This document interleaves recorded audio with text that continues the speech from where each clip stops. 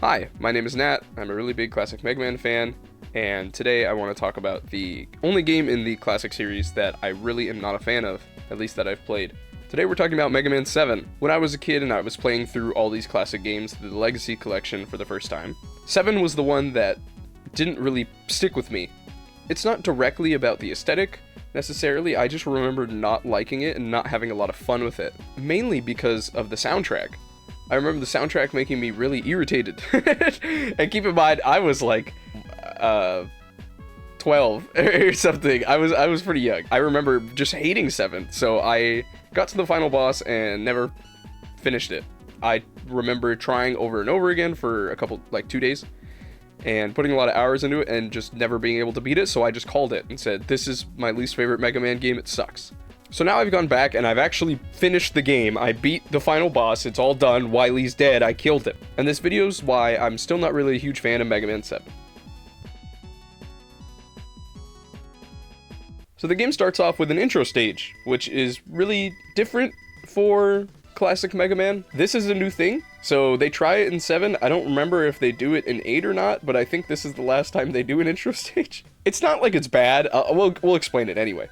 So we get dialogue between Mega Man and Roll a little bit, and we're able to get an insight as to how Mega Man is feeling about the current situation. Through this extra dialogue, you can tell Mega Man is frustrated with Wily and kind of angry, which foreshadows something that's going to happen later towards the final boss, where Mega Man gets really angry and he allows his frustration to overtake him. But it's just interesting because this doesn't happen in classic Mega Man, so it's new, you know, it's new, and it's not bad. I don't mind it. It's okay. You know, we're getting some characters, some dialogue. Why do I keep talking? I talk so much. Anyway, after the game lets you get started, you get off this little truck that you're on, and you watch Mega Man walk and jump over platforms. Which is important because it kind of shows new players who have never played a Mega Man game before, hey, this is what you do, and this is how you progress. You jump, and then you get to the side of the screen, and then the screen moves, which is clever. As you go to the next screen, Light is there, and you get some dialogue between him and Mega Man, where Dr. Light basically says, hey, you need to go stop Wily, he's doing a bunch of evil stuff, and then Wily shows up all gangster, does his little eyebrow thing, and then dips, which is really funny actually, and then the game lets you play.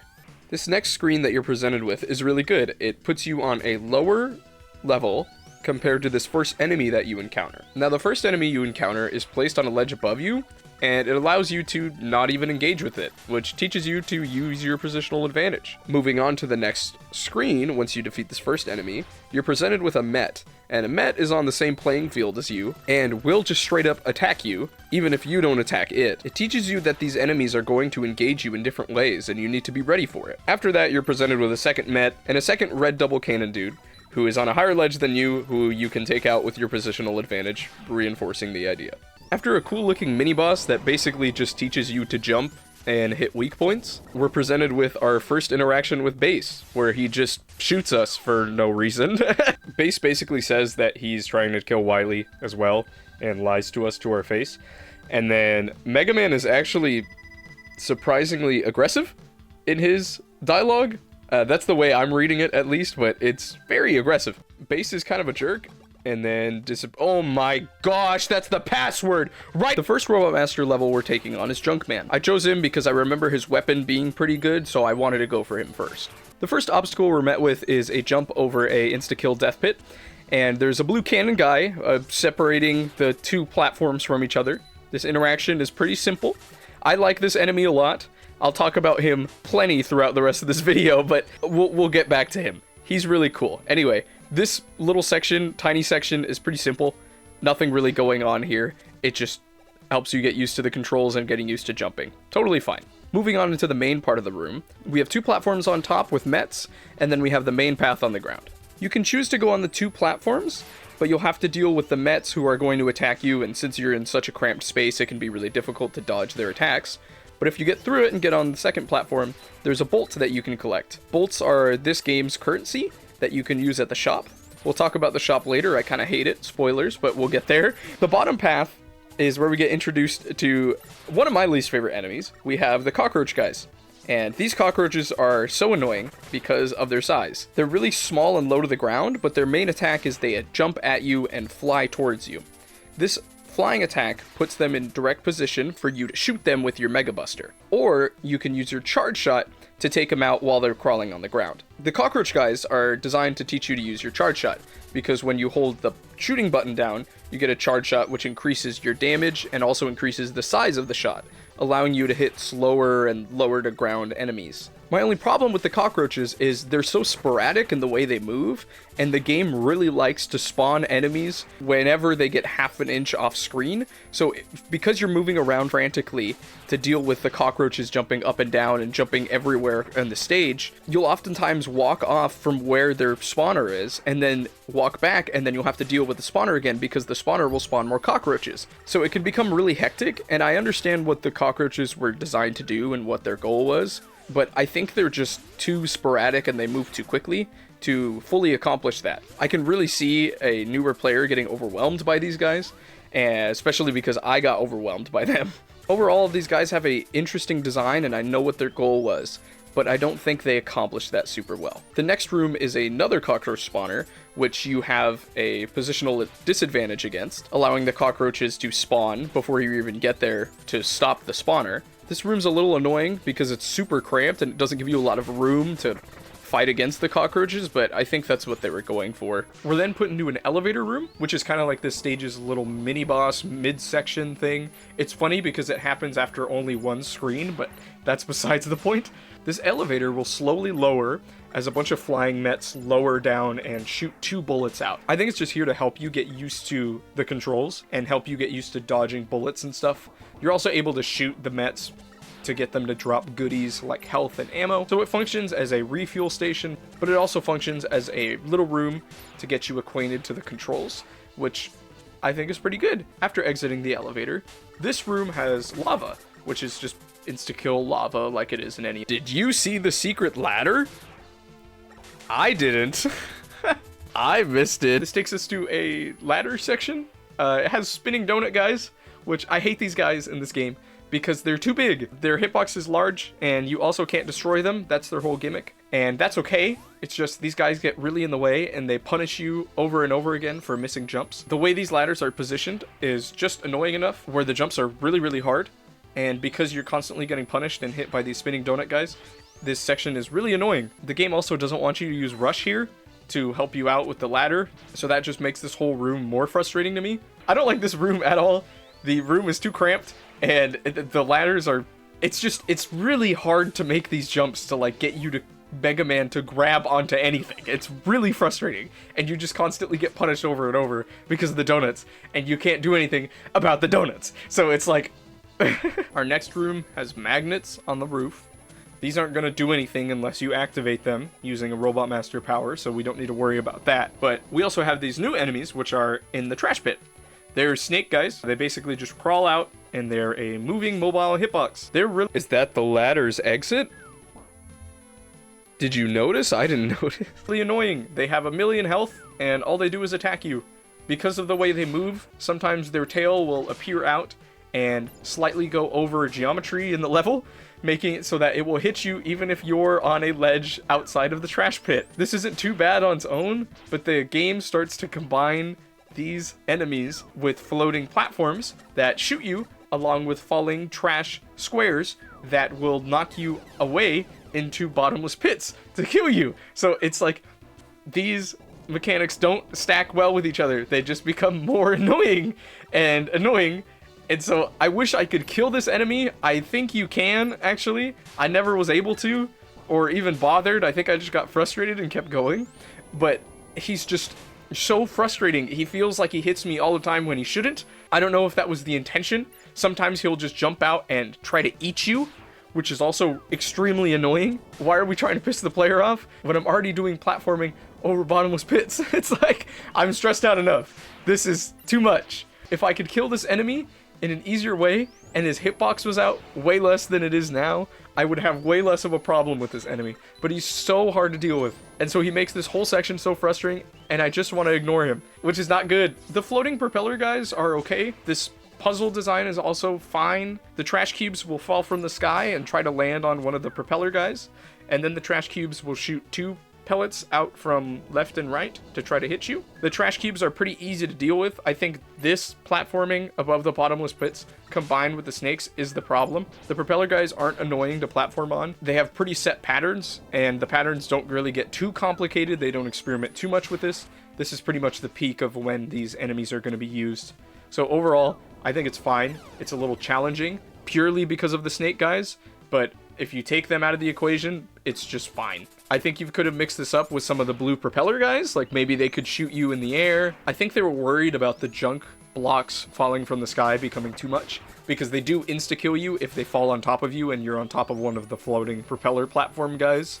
So, I mean, they kind of cornered themselves, so it's unfortunate, but the junk snake enemies were not the thing to combine with these guys. I wish I could kill them, please! I like this little section that it drops you into. There's a cannon guy to your left who's going to shoot you. It makes it very clear because he has a little tell animation right before he's about to fire. They give you plenty of room to dodge the bullets too. You can either approach him and make him miss, or you can retreat and make him miss and shoot him either way. I like that it keeps you on your toes and it surprises you, but it doesn't catch you too off guard to the point where it's unfair. After that little platform, you drop down, and then these two little sprinkler green guys who stay on the roof. They basically just shoot one bullet in one random direction that they choose. These aren't too hard to deal with. You have plenty of time to see their bullets coming, and they die very easily. This second cannon position and this final Met are a little bit more annoying. You can't really deal with the Met and dodge its bullets without really getting hit by the cannon, unless you position the screen to not show both of them. So that's a little annoying. I'm less of a fan of this layout. I think maybe if you raised the cannon a little higher so that it had more travel time on its bullets, maybe it would be a little more simple to deal with, and it would feel less cramped and less unfair to have to dodge the Met's bullets along with dodging the cannon's bullets. He doesn't do that much damage anyway, and we're right at the boss door. Now, the Junkman fight is really cool. I think a lot of the boss fights in this game are really well made, actually. There's a couple ones I don't like, but we'll get there. He basically just jumps high into the air, tries to throw a block at you.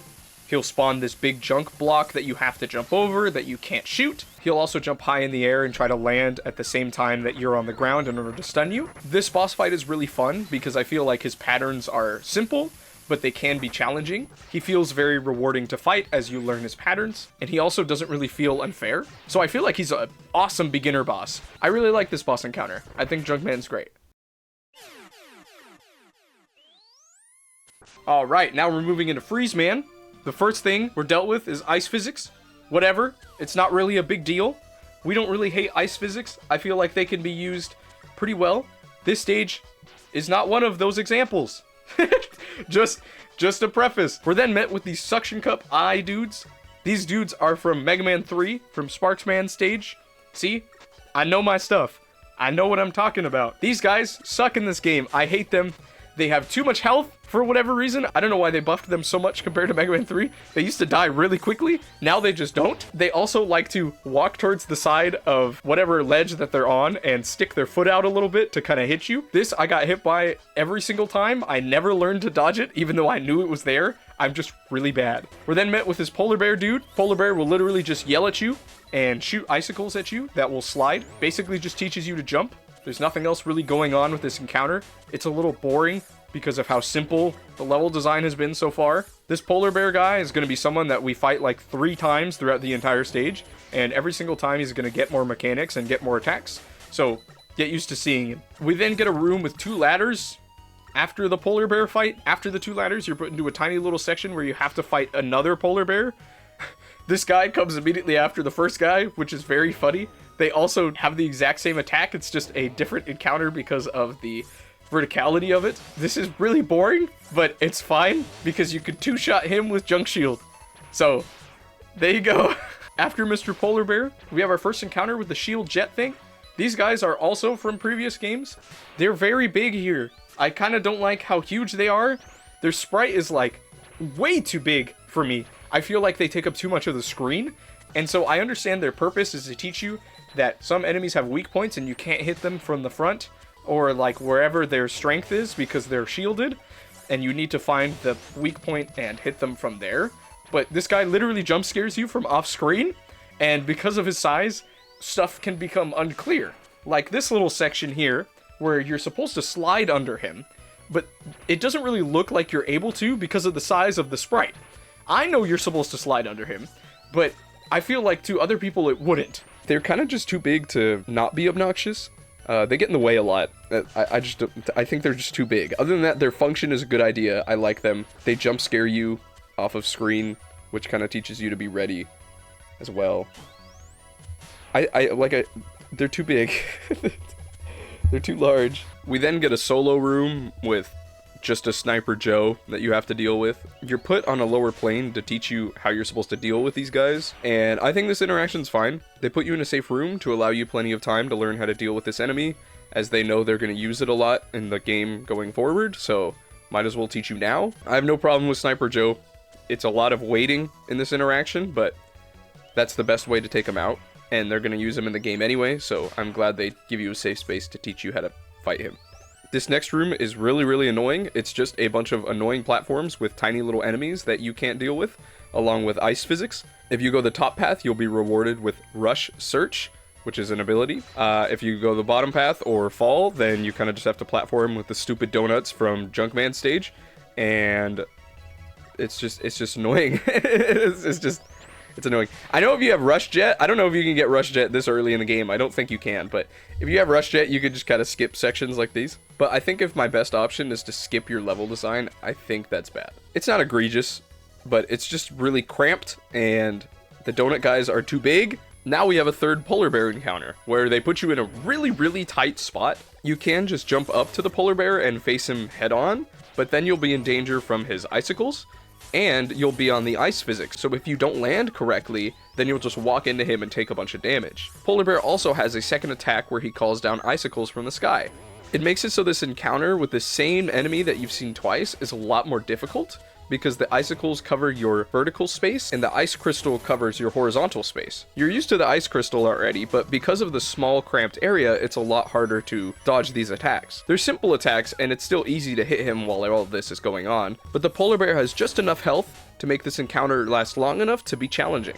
Freeze Man is a fun boss fight. On top of that, his boss room is really cool. He has just enough attacks to make his fight tricky, but he's vulnerable enough to charge shots, and you can see the gaps in his attacks enough to make it fun. He's basically just trying to freeze you and then walk up and hit you, but all of his attacks are telegraphed, all of them have patterns, making it a fun boss fight, but also a simpler one. I died my first try and then just got mad and cheesed him with Junk Shield, so he died in 3 hits, and there you go. Next up is Burst Man stage, and the first thing I notice is how annoying this enemy sounds. I didn't notice that when I was playing through the game. I just noticed looking back on the footage. Did anyone else notice that? Has he always been that annoying? I don't know. The gimmick for Cloudman stage are these little time bomb things. These guys will explode 4 seconds after you trigger them. They're stationary platforms that hover in the air and allow you to do some platforming.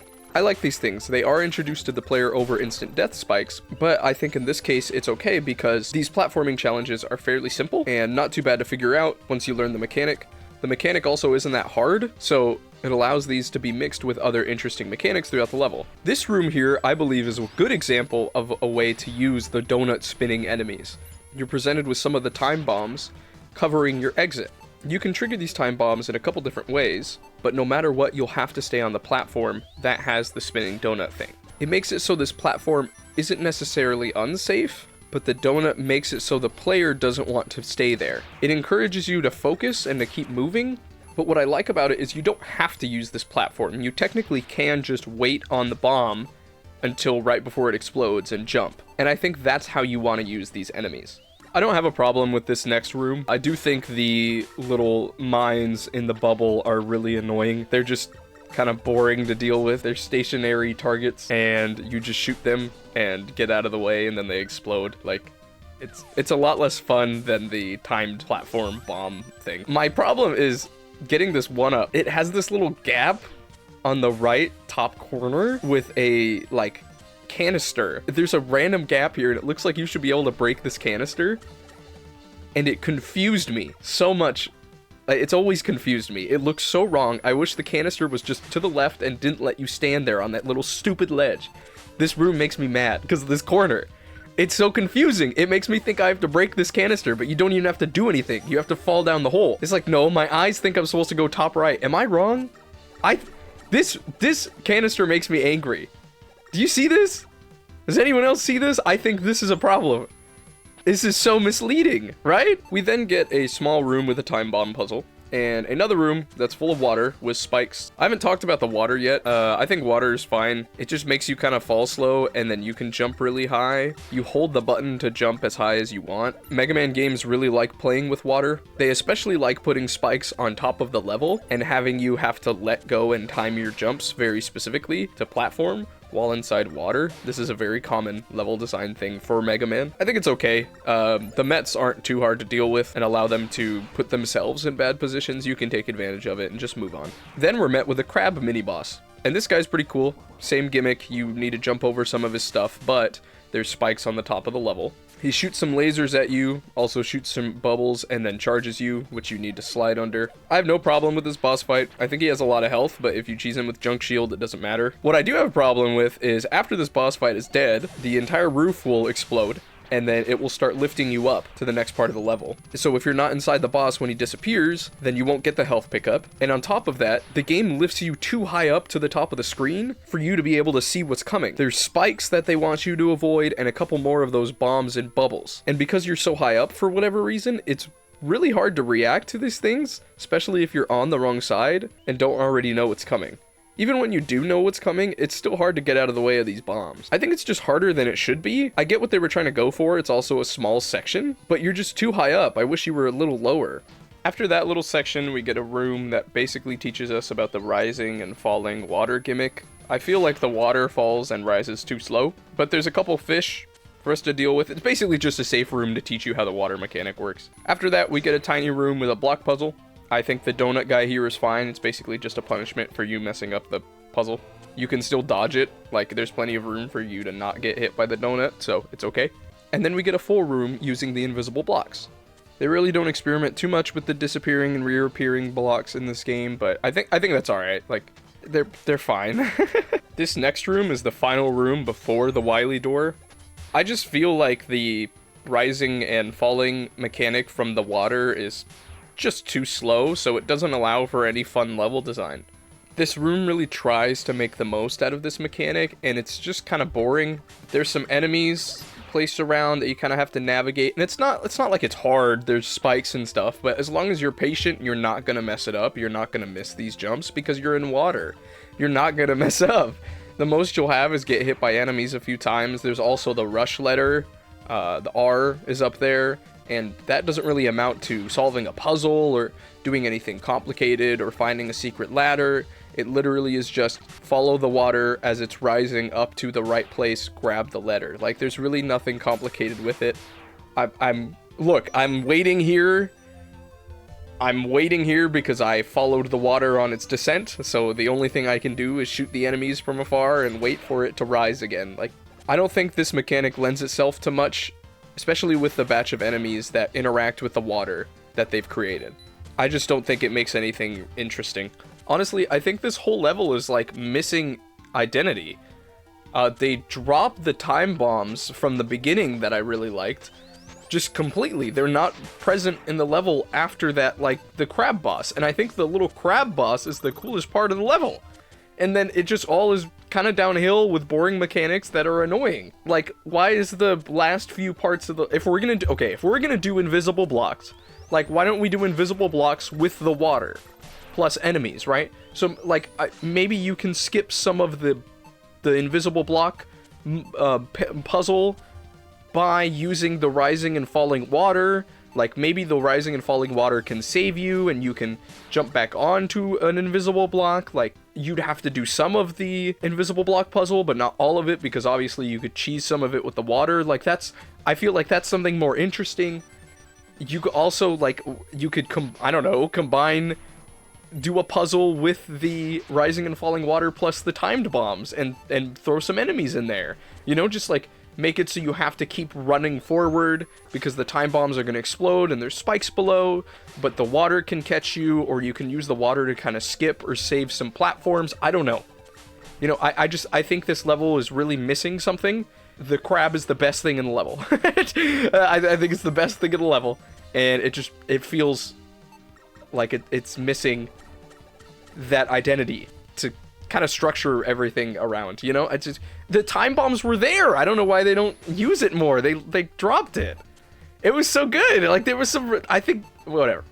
You get what I mean? There was some really cool potential there with those bombs, and they're just not used after the crab. They're just gone. And that really sucks. What a shame.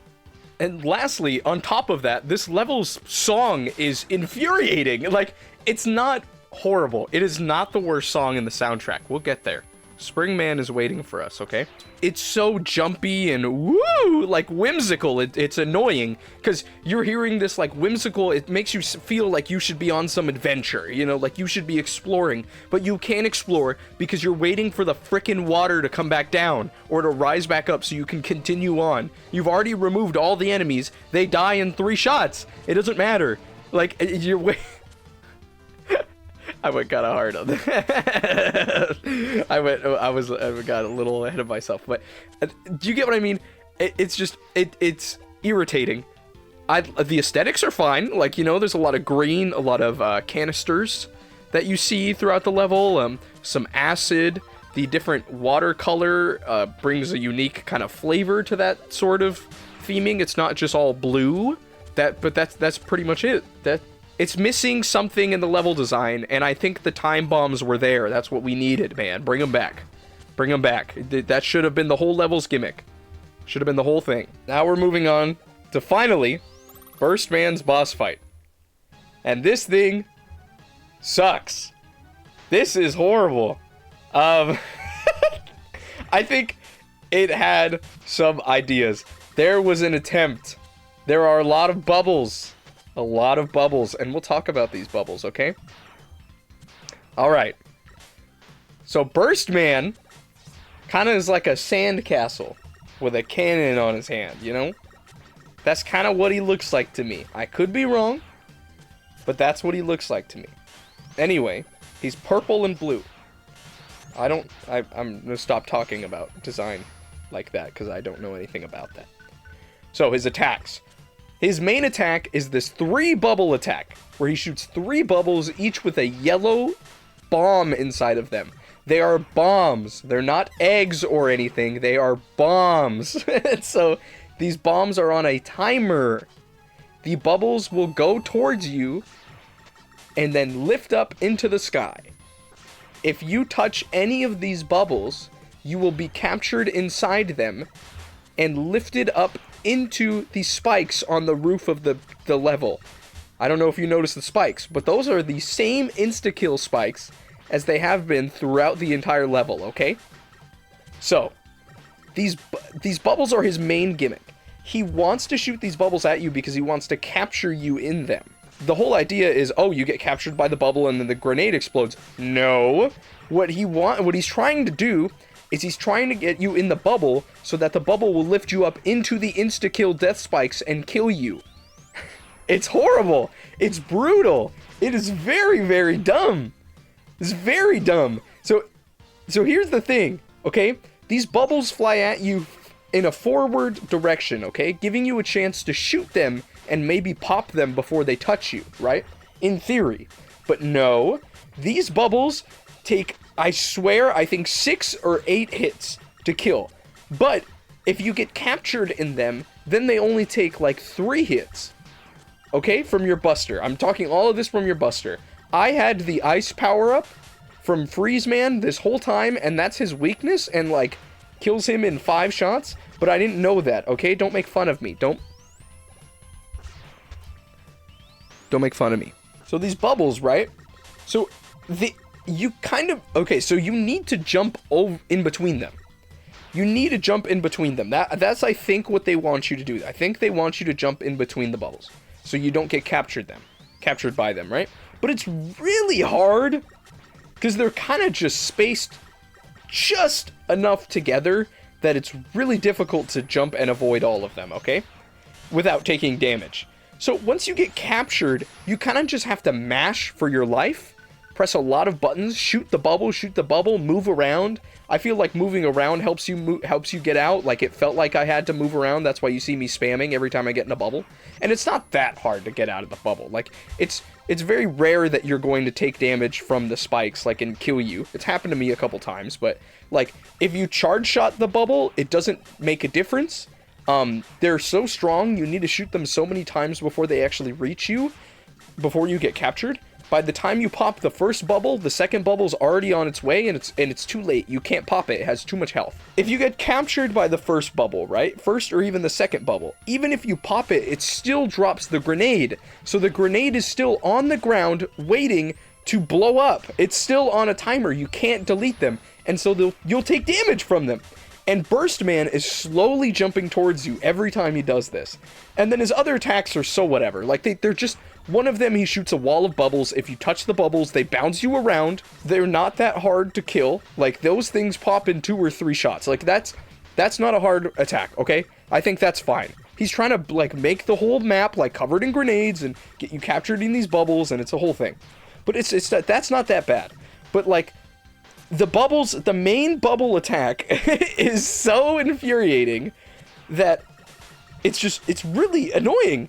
The final thing he does is he shoots the ground and makes bubbles pop out from the ground, and they lift you up and bounce you around as well. Or they become basically platforms. He shoots 4 of them. They're not that hard to react to. He usually does that, well, after he shoots the bubbles with the grenades in them. So, like, kind of just bounce around your movement. Hopefully you get caught by a grenade once or twice, but that's the whole fight. It's really annoying. He doesn't engage with you ever. It's infuriating. I don't like this fight at all. I think it's really bad. I think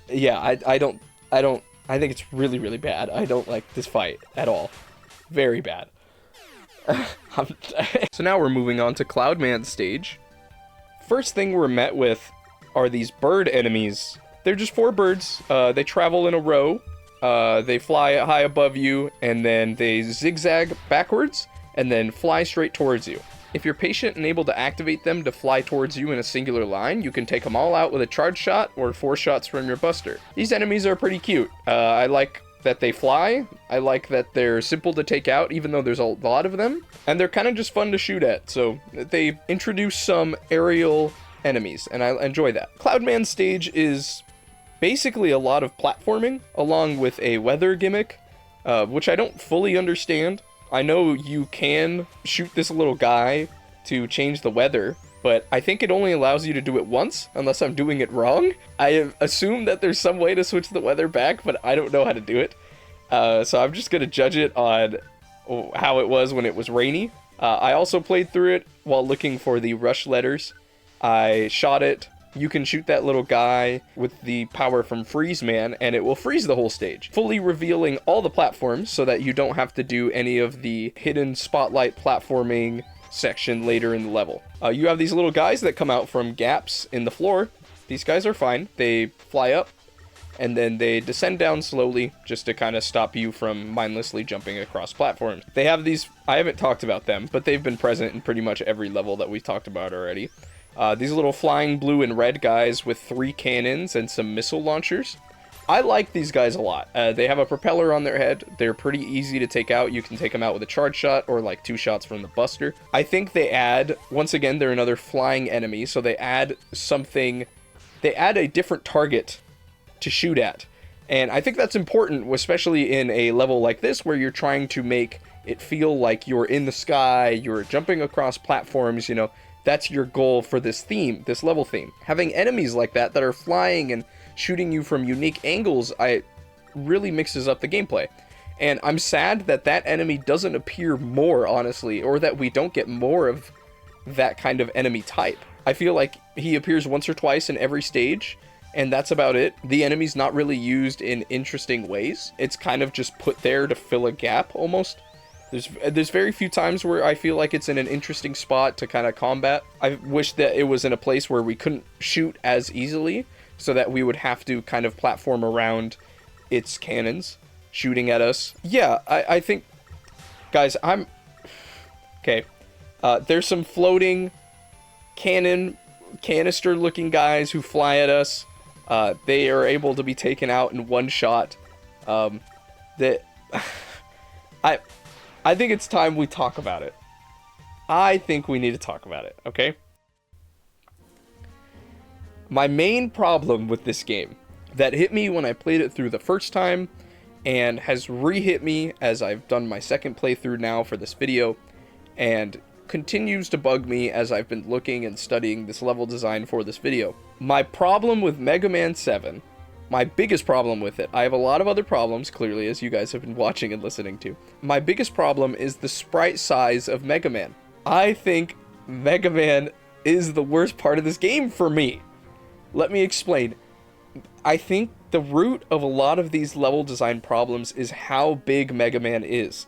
If you look at him and compare him maybe to the size of how he used to look, I know it's a different sprite. They're in 16-bit now, right?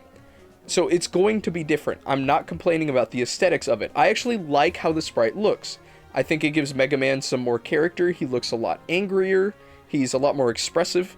A lot of these animations have more sprites to them and have more frames of animation than they did back in the 8-bit era on the NES.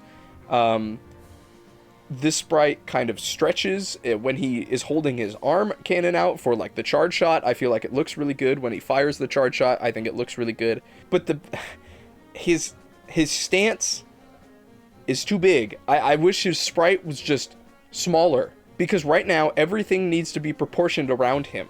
Otherwise the game wouldn't make sense, right? And that creates such a problem in the level design. This screen is too zoomed in. So Mega Man is just too big, and it really pigeonholes the designers with the amount of level design they're able to create. I like, as I look at this stuff, I'm constantly saying, especially for like, let's say Burst Man stages, right? Because I just talked about it. You can only do so much in a single screen because of Mega Man's size. You can't add enemies who are in the sky, along with bomb puzzles that have spikes and water flowing up and down and fish in the water. Like, I know it would be a lot for the console to handle, but this game runs perfectly fine. This game is very well optimized. I don't think it ever lagged on me once, okay? It needs more ideas, more enemies, more anything. And I think the main problem that they can't do it is Mega Man's too big. You can only fit so much stuff on the screen without it becoming crowded. And a lot of the time, when the level design tries to be a little more ambitious and a little more complicated, it feels wrong because Mega Man's too big. So they can only do so much. And because of that, the platforming has to be really, really simple, or it looks wrong. Because Mega Man's jump, like his size of where he can land on the ground, I swear is not communicated well because of this sprite. There's a lot of jumps where you really have to be on the edge of the platform in order to make it. And it looks wrong because of Mega Man's sprite. It's just too big. It's too big. He gets hit by stuff. I feel like he shouldn't be getting hit. Like, well, not even that. It's just, you can only do so much. Like, even for instance, in Freeze Man stage, there's icicle levels, or there's icicle, like, obstacles that can only be so interesting because you can only have, like, 2 enemies on screen. Otherwise, it's too crowded. It's too crowded, and it's too much. And it sucks. I think this is the biggest problem with the game. It's his sprite. He's too big. He's too big. If he was smaller, like, I don't even need him to be half the size. I don't think he needs to be half the size. Let me just say, I think he needs to just be, like, maybe 80%. Shrink him by 80%. Or maybe even 75. I think that would give them so much more freedom to make interesting platforming, like, interesting levels, create more enemy, like, enemy placements, enemy interactions, enemy encounters. Am I the only one who feels this way? I feel like a lot of people have no problem with this game. And I'm just, like, it's boring. Like, it's just, I'm looking at the level design, I'm studying it I'm trying to come up with things to say for it. But, like, I knew this was a problem that I had with the game from the beginning. I just didn't want to say it out of curiosity to see if anyone else felt this way. Especially when I'm explaining the level design and explaining these obstacles. Is this a problem for anyone else? Because, like, when it comes to this stage, like Cloudman stage, we're just talking about it, right? We're talking about some of the enemy design, some of the design that it has with the platforming. It's just boring, to me, at least. It's a lot of platforming over insta-death pits, okay? Because you're high in the sky, you know, you're covered with the clouds. You can, oh, maybe the cloud is going to be slightly obstructing the platform, you know? Like, it's just, that's boring to me, unless it has enemies to go with it. And this stage has a couple. It has the birds, and then you have the smaller bird who brings an egg and explodes into smaller birds. It doesn't become anything. I feel like a lot of these levels are missing identity, but they can only do so much because of Mega Man's sprite. It's too big. It's too big. And it's frustrating because I feel like they have ideas, like the puzzle, the exploding block bomb thing from Burstman stage, I feel like had so much potential. You know, had so much potential. Even these spotlight, like, even in Cloudman stage with the spotlight platforming, I think that's an okay idea. But there's not, like, it's just, you can only do so much because you can't make the platforming complicated because Mega Man's too big. It has to be simple. Otherwise, it will be frustrating for the player. So, I don't think Mega Man feels clunky. I don't think, like, the game is horrible. It's just, it feels uninspired and kind of boring. And we're going to keep going. I'll keep talking about the level design for the rest of the levels. I'm going to bring this up now. I'm going to bring up examples as far as this point, because I feel like this is the issue. It's Mega Man. Anyway, I like this room. I'm sorry.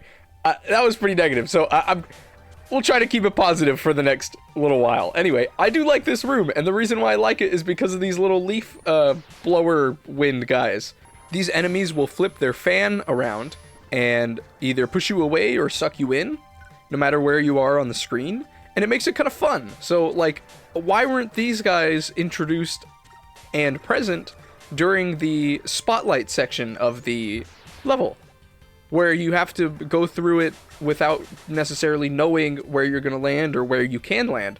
I think this would be great if you make this fan-blowing enemy guy visible no matter where he's standing, and then you make it so he's on top of a platform that has a little extra space for you to land on and combat him, mixing him with the canister floating guys that literally don't attack you. They're just there to piss you off and fly across the stage and die in one hit.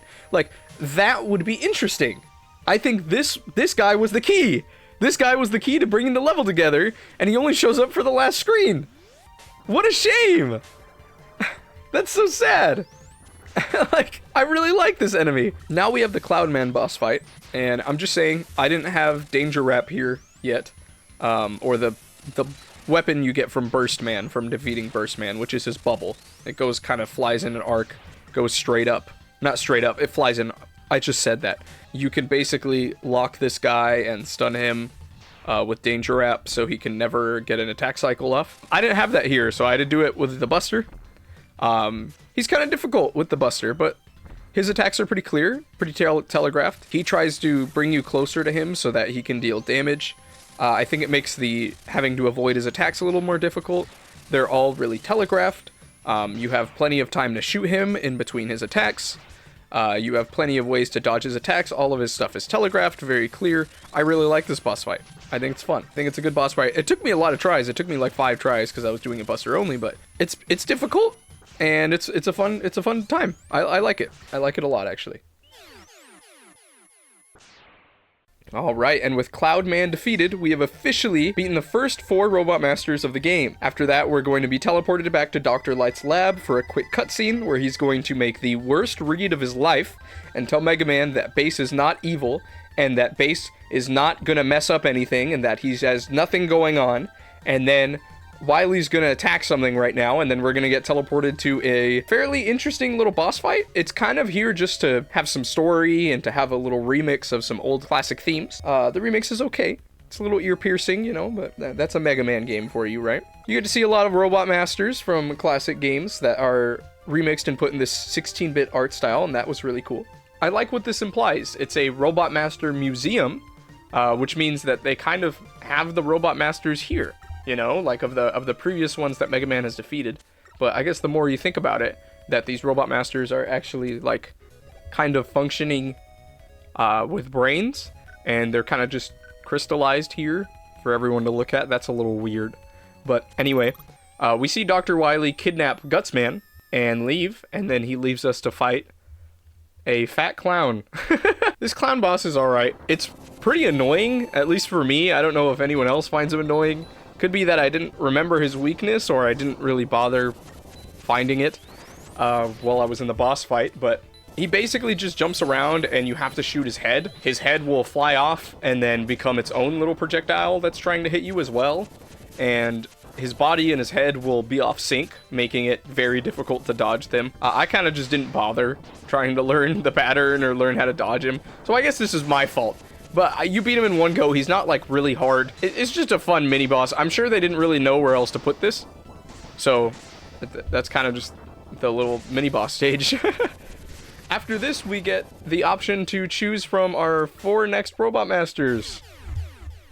Yippee! Alright, so I started these next 4 Robot Master choices with Shademan, because his stage I remember having the best theme in the game, and I remember really liking the theme of his stage, like the aesthetic and kind of the backgrounds, and I was absolutely right, because welcome to the best stage in the game. Shademan's stage starts off really strong by introducing a new enemy, this bird thing that shoots a bullet at you and then dances. He has a lot of health for no reason. It's not like he's annoying, he's not very threatening, he's just there kind of to take up space.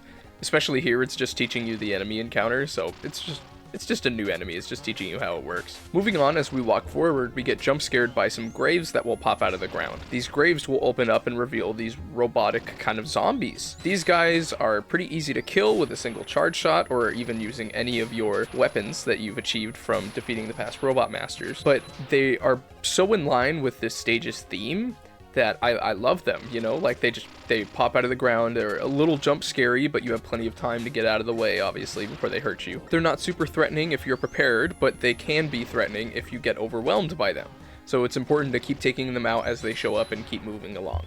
You get this room with a single zombie who walks off, and it has a bolt for you to collect, not anything crazy. It basically just asks you to use Rush Jet or Rush Coil for really nothing to say. The stage will do this like 2 more times with this exact same layout. So this next screen I love though. I love that they have these knights that are seemingly in the background, but once you pass by 1 or 2, some of the helmets will randomly pop out and attack you. I do wish that they had maybe a little animation tell before they jumped out at you, just so that you wouldn't take free damage before you learn what they even do or that they're even evil. The room is fairly empty though, so you should be led to the conclusion that you need to be on your toes, especially because the level has kind of taught you that before with the zombie enemies. But I think it just really adds to the atmosphere. Like, you're in an empty castle, there are suits of armor, you know, and these suits of armor might be haunted. So I love these little dudes. They throw a little boomerang. They have enough health to get their attack off, which makes them somewhat threatening, but their attack is not hard to dodge. After that, we have a long upward kind of staircase where you have 3 different encounters with the birds that we saw earlier. The final encounter with the 3rd bird has a way lower roof, making it a little more difficult to deal with them, but it's still not hard. This is confusing to me. I feel like this is missing more enemies, and this is an example of a room that would have probably benefited if Mega Man was a lot smaller. So then they could have experimented with, I don't know, putting a zombie here, putting literally the suit of armor that we just saw in the previous room. Like, they can't fit that in here, obviously, because the room is too small. But this room is fine, but it's just kind of boring. I don't know why there's 3 bird encounters in a row. It feels like filler, almost. Luckily enough, though, we get this banger of a room. The background is gorgeous. I know it's the same asset repeated over and over, but that's okay. It looks really, really cool. They do a great job of layering it. It gives this entire, like, castle, mansion, such a depth that is missing from the rest of the game. They have these bat enemies that come from the earlier Mega Man games, which I think are perfect for this type of level. And then we also get these slammers. The game combines the bats and these dropping slam things perfectly. I think it's really fun to go through. It's not super hard. They also later will lower the ceiling for the slamming thing, to make it slam faster, which just makes it more fun and a little bit more challenging. Adds a little arc to the mechanic, and just great. There's chains hanging off in front of the screen, slightly obstructing your view from Mega Man. Like, they're just nailing the atmosphere. They're nailing exactly what I've been complaining about in this level. Like, it's beautiful. Next, we have a mini boss. It's this pumpkin dude. You can shoot him in the eyes, or you can wait for him to reveal his mouth and reveal there's a tiny pumpkin inside of him, and shoot that tiny pumpkin. This guy basically just bounces around 3 times, but when he reveals his tiny pumpkin inside, he shoots at you. Not a hard mini boss. It goes with the theme, so I mean, I don't mind it. It does take a little while to take out, but it's pretty fun. Not the most inspired thing in the world, but if they wanted a mini boss that fit the theme, this is perfect. So the pumpkin will float over to the left side of the screen where there's cracks on the ground, and he will explode once you defeat him, revealing the next part of the area, where you then fall down, and in the next room we're met face to face with a Sniper Joe, who instantly tries to shoot us. Weirdly enough, there's a wall off to the right. It seems like because the Sniper Joe's there, he's guarding something. So if you go to the right, you'll go into another room, because that wall that you just entered was invisible. You'll see the same gate that blocks the Robot Master fights, blocking this next room. So you walk into it, and then it reveals this single room with very interesting set piece with bats. This room is completely empty. Like, I messed around with it. I came back to this room multiple times in my playthrough. I tested different items on it, different rush abilities, and I have no clue why this room is here. I have no idea if someone's supposed to show up. Weirdly enough, if you go back through the exit door and then try to return, you can't. I don't know why this is here. So if anyone knows, please tell me. I'm very curious. Maybe it's a glitch. I don't know. Anyway, if you go back, you'll have to re-defeat the Sniper Joe, which is pretty difficult because you're kind of trapped in a corner, but that's what you get for trying to explore, right? And then we're met with a staircase that kind of leads down, and we meet these Lancer dudes who are on wheels. And these guys are really cool. They only show up here, I think. They don't really get a chance to shine because of the way they're placed. Because they're at a lower elevation than you, you're able to just kind of snipe them out, especially if you want to use your Robot Master abilities. So they're not the strongest guys in the world either. I wish their encounter was on a higher plane. You know, I wish they were at a higher elevation so that they could take advantage of just kind of rolling into you and dealing damage, but the level doesn't really do that. We're then met with an empty room with a health pack. I guess they thought that maybe the Lancer guys would get a couple shots on you and you might get frustrated, so here's some health, I guess. Next, we get an invisible room. This room is completely pitch black. It has a couple of candles that you briefly see before the room goes into black, and you can clearly see some bats. There's a little life item pickup below the platform. There's a couple ways that you can tackle this. Number one, you can just try to inch your way through and stay on top of the invisible platform. In this playthrough, I was using Cloudman's ability to use electricity to light up the room. It briefly lights up the room and then it goes back to dark, which I think is really cool. It gives you a brief second to look at your surroundings and then continue forward. But if you have the fire ring ability, you can permanently light up the candles in the room and they will help you out, which is just interesting. It makes the obstacle a little easier. This room gives an example as to one of the advantages of locking certain Robot Masters behind defeating others. So you know how this game has us do the first 4 and then it lets us continue on to the next 4? So this interaction with this dark room is only possible because the game knows that you already have Cloudman's ability, because the only way you would have it is if you beat the stage earlier. And the game wouldn't let you progress on to Shademan's stage without beating Cloudman's stage. So because of that, they're able to make specific designs like this that keep in mind that you have these abilities already. I don't really know if that changes my opinion on the mechanic at all, or it's just interesting and I wanted to point it out. Moving on, we get to a platform in a dark hallway. The platforms on the side disappear, and then we stay in the middle platform as we rise up a vertical shaft. We'll pass by some windows and some of those robotic zombies will come out and try to attack us. I use Junk Shield. It makes this section way too easy, but the robotic zombies could be pretty difficult. if you're not ready for them to pop out, because the platform is so small, and if you fall off, you instantly die. So this is fun, you know, more jump scare stuff. There's some really cool set pieces with obviously how the windows look. You feel like you're in an abandoned castle, you know, like the bat on the platform looks cool. Just, it's cool. It's fun. We then reach the end of the level where Base straight up lies to us. He's basically baiting us to gain access to Dr. Light's base, which is spoilers, sorry. I like Treble. He looks cool. I guess I should talk about Base and Treble's design a little bit. I think they look awesome. I like their color scheme a lot, but I also like black and orange and yellow. I enjoy Base's color scheme a lot. On top of that, Treble just looks awesome. He's purple. He's a purple dog. You know, he's kind of big, way bigger than Rush. So they look cool. Mega Man tells him to go back to Dr. Light's lab, where Base is going to destroy everything, but we'll get there. Now we have to fight Shade Man. Shade Man is a pretty fun boss fight. He flies up into the sky and swoops down, tries to grab you. If he grabs you, he'll bite you constantly and then heal, actually, some of his health back. It can be pretty annoying until you learn kind of what to do against it. I didn't really learn what to do against the attack. I basically just tanked it every time. You can kind of bait it out and dodge it by sliding, if you properly time it, but you're supposed to kind of juke his dive to grab you. After diving at you a couple times, he'll go to the side of the screen and then land. Then he'll use his gun to shoot a couple things at you. One of them will turn you into stone, and then the other one is a sound wave that'll bounce back to him, and he'll shoot a bigger version of the same attack. The swooping attack can be a little annoying, but the pattern that he fires his gun is pretty fun to dodge. You kind of have to slide under one of the projectiles and jump over the others, so it makes it a very fun pattern. He doesn't really mix it up, but I think it's still a pretty fun boss fight. Alright, moving on to Slash Man stage. This stage is very jungle themed. There's a lot of dinosaurs, so it's pretty cool. Starting off here, we're met with our first enemy, who's a dinosaur. I don't want to name him because I'm going to name it wrong, so I'm not going to say or guess what he is. He has a small head. You shoot his head, the rest of his body is armored. He will look at you and then shoot blades from his spiky spine onto you. They have a simple little pattern. They go forward, and then they try to hit you, and then they dash away. Occasionally, if you take too long to kill him, he will retract his head inside to his body, and then put his tail on the other side. And then you'll kind of just have to wait until he turns around. Or you can leave.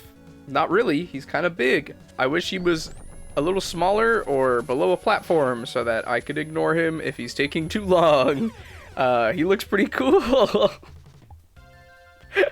He's a pretty cool guy. He's a pretty cool enemy. Anyway, I think having to wait is kind of annoying because it's not like he doesn't really like charge you or anything. He just kind of is in the way, you know. So it's just a waiting game when he puts his head away. So it's like whatever. Anyway, we have some platforming over logs that are falling down a cliffside, going into the water as well. I feel like Mega Man falls kind of slow. So this platforming is a little tough until you kind of get the idea of what you're supposed to do. Mega Man 7 doesn't really do this, and it hasn't really done this in any other Robot Master stage. So this is kind of a new thing for the game, I noticed, which is why when I was tackling this, I died multiple times on it, because I kept messing up, because I was not used to having to platform really quickly in this game. To me, it feels clunky, and I think it's just because of the way Mega Man falls, and once again, his sprite is really big, so it's hard to judge kind of when you're going to touch the ground and when you're going to get control of him again. But the game doesn't do this hardly ever, and I think that's why, and that's probably why it feels clunky as well, so there's that to keep in mind. We have some of those flying birds that fly in a formation from Cloudman stage. I'm happy they're back. They fit super well into this theme. They're a fun enemy to deal with. They make the encounters really interesting. And then we have another dinosaur guy, but this time he's obstructed by the grass. You can't really see him. You can kind of hardly see any of his sprite, and it makes this encounter a little fun. There are platforms over him this time, so you can completely ignore him. I wish maybe he was guarding an E-tank or something, so that it would encourage you to even bother with him, but you don't have to do anything. You can just completely ignore him and leave. So, yeah. for whatever reason, the platform above the dinosaur has a health pack. You're gonna go that way anyway, so it's not like going the up route is harder than fighting the dinosaur. If it's gonna be a health pack, put the health pack behind the dinosaur so you have to fight him instead of just ignoring him. I feel like this level design is confused. It's rewarding the player for doing what they were going to do anyway, for taking, I guess, the easier path, which that's not really what you want to do. You want to make the player interact with the stuff that you have created, right? So it just seems a little backwards to me. Anyway, moving on, we have a ladder climbing section. You jump on a platform with a donut, and then you have to jump onto another platform. The donut is fine here. It doesn't matter. If he knocks you off, you're going to fall back into the dinosaur. Even if you kill the dinosaur from earlier, he's going to respawn, so don't even bother. Whatever. Donuts suck. Anyway. What happens after that? Oh, now we get another dinosaur robot, but this time we stand on him, and he runs across insta-kill death spikes and death pits for us. There's these flying guys, same thing from Cloudman stage, they come back.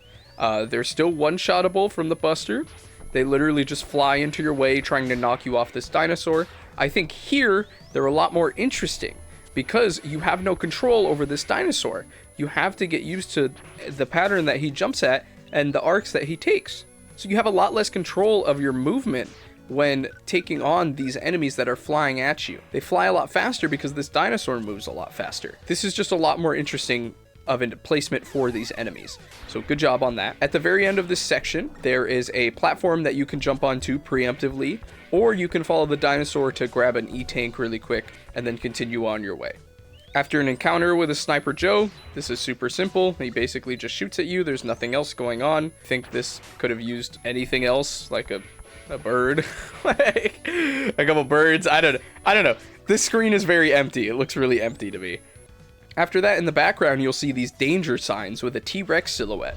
They were visible earlier in the level, but the level doesn't draw as much attention to it. Then, as you walk forward into this empty space, giant T-Rex pops out, and this is your mini-boss. As he walks you forward, because you don't want to touch him, right? I don't know if he insta-kills you, you gotta stay away. You'll be met with another health pack on top of 2 platforms. He's pretty fun, he shoots fire at you, you shoot his mouth, and you eventually take him out and move on. He also looks super cool. They did a great job of, like, making this jungle feel alive. I don't know why the Robot Master is named Slash Man. He should be, I guess, Jungle Man or something, Forest Man, I don't know. But this prehistoric kind of theme that they're going for is they're doing a great job of keeping that identity through these enemies, and so I really enjoy that. After the dinosaur, we have some snakes who are hanging out on some trees, and then there's some bees. I'm an idiot and shot the beehives thinking that it would destroy them and get rid of the bees, not thinking that, like, hey, if you shoot the beehives, you're going to make the bees bad. That was pretty obvious. I don't know why I didn't click to that. But you basically have to do this puzzle along with these frog jumpy things, which we have seen, I believe, also in Cloudman stage. These frog guys will jump at you. They make it complicated if you try to attack the beehives, because then the bees will start appearing and you have to shoot the bees and this jumping frog who's slowly moving towards you. So it becomes very hectic. You can just charge shot the bees and the frog, but once again, taking a charge shot takes a couple seconds to load one up. So if you get caught off guard, if you don't understand how the bees work, it can be a little difficult. Then we move into a kind of a science lab looking place with a couple random eggs. These eggs will hatch little dinosaurs, and they'll charge at you. They're not hard to defeat. It's just a cool looking enemy. I wish we saw it earlier in the stage. Like maybe we had to fight some and then the T-Rex would show up or something like that. I don't know. I have no clue. Maybe you could put one in front of the Sniper Joe and that platform that had nothing else on it. Like maybe you could put an egg there and the egg would defend the Sniper Joe while he's shooting at you. I think this enemy could have showed up a little earlier. But you basically have to fight 3 of them in this cool little mechanized room, and then you get to the boss door. And so it's like you don't really get a lot of time to sit with these enemies. This stage feels really short to me. I don't know if anyone else feels that way or if it looks that way, but it just feels really short.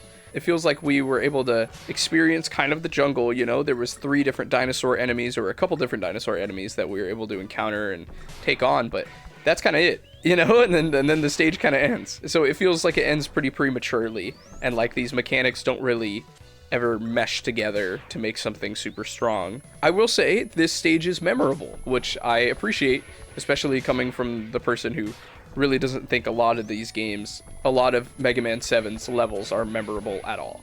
So will say I do remember this level. Slash Man himself is really annoying. I don't like this boss fight at all. I could just be bad at it, but I don't like this boss fight at all either. He leaves the stage, and then he'll drop these red canisters at random places. He'll drop 4. I think it's random. I've played this boss fight a lot because he gave me a lot of trouble on the rematch in the Wily Stage before the final boss. It always felt random. It felt like there wasn't really a pattern to where he drops these sticky ball bombs. If the ball falls on the ground, it will leave a puddle of the red sticky adhesive. If you step on it, you'll get stuck. If the ball falls on your head, then you'll be covered in it and you won't be able to jump anymore. Once Slash Man drops 4 of these, he'll slide back down into screen, and then he'll charge at you, dealing damage. After that, he'll start jumping around and try to stand very near you, and then take a second, and then he'll slash at you. And he'll do that a couple times, and then he'll leave the screen and restart the cycle with the red sticky adhesive bombs again. The reason I find this boss so annoying is because, once again, I don't think there's an actual pattern to how these red canisters drop. It doesn't seem like there is. I couldn't really figure out a reason. This character fighting him also, he has 2 weaknesses. He dies to the red fire ring, and he also dies to Freeze Man's power, which is weird. I don't know why that is. I think him jumping around and slashing you, that's a fine phase, but him dropping the red canisters, it feels like they kind of overcompensated for how maybe simple the other phase was. So they made the red canister phase like really strong. I don't know, but I think him dropping the canisters randomly is really unfair, and it's not that fun because it's not like you can shoot him, he's off screen, you know? So I'm not a huge, I don't really like this boss fight at all.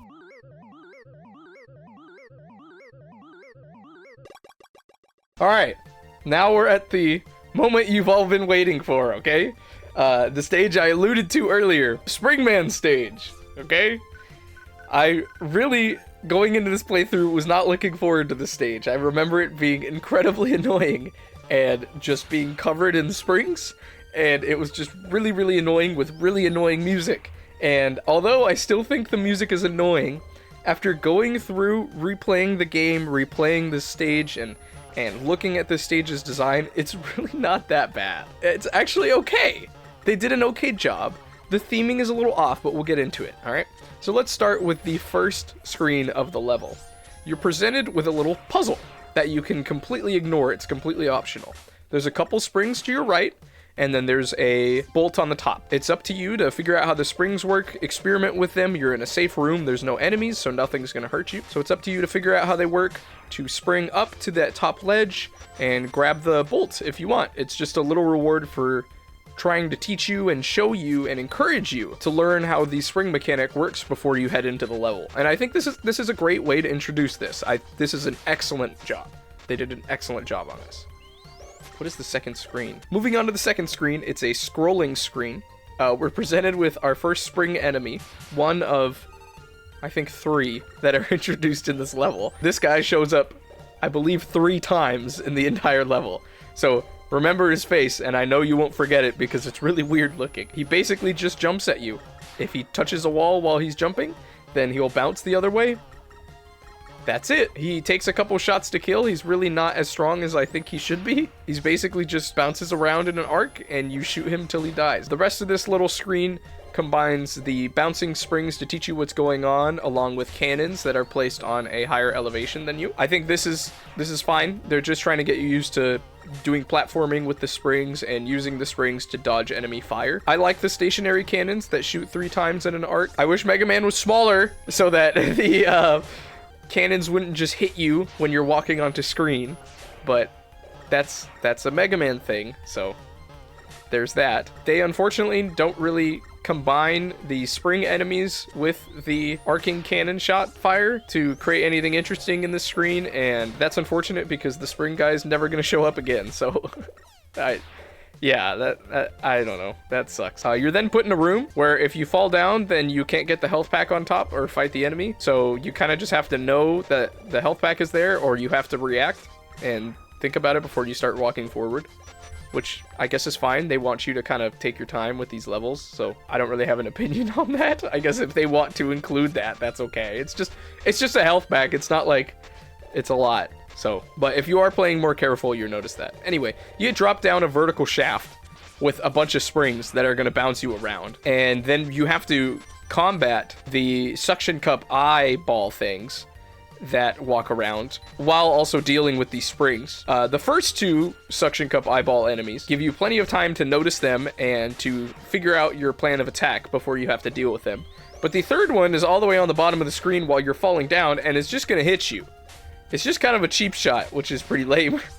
There's also a health pack here that also encourages you to mess around with the springs a little more, the spring mechanic, teaching you that if you hold the jump button, then you'll climb up the springs instead of just falling down, so they'll bounce you higher up instead of bouncing you down. I think these suction cups could have been placed a little better. Just the third one, I don't know, but even then, there's not enough variety here still. Like, they're still not mixing up the springs with interesting enemies to make this interesting. I don't really, like, it's still not that memorable. There's really not a lot going on still. Then we fall down again. We're caught by a bed of springs. In the background, we get to see a diagram of the original spring enemy, which is pretty cool. I think the backgrounds in this stage are really nice. The theming is kind of like a circus a little bit.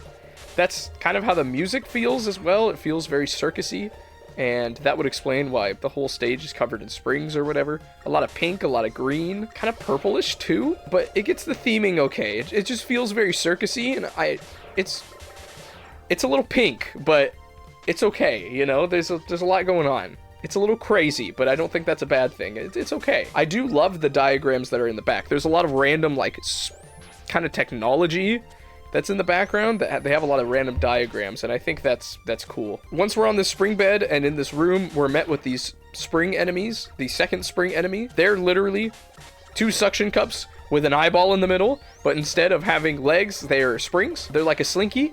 They slowly move towards you and have a good amount of health, but unfortunately they're too slow, so they're no threat at all. This whole room is covered with them, and they combine them with the actual springs, and it still does not make for much interesting gameplay. It's basically just shoot the slinky enemy until he hits you. You have to hurry and kill him before he kills you. Like, it's just, that's kind of the only encounter that they do with this. It's just kind of disappointing because they animate really well. They look cool. I like the way they walk and they interact with stuff. This is a really cool enemy, but it's not used super well in this room. It's just basically teaching you, like, hey, they're going to keep coming towards you. Get out of the way. They also can transfer from the top of the screen to the bottom, depending on where they're slinking on. So that's interesting, too, to note about them.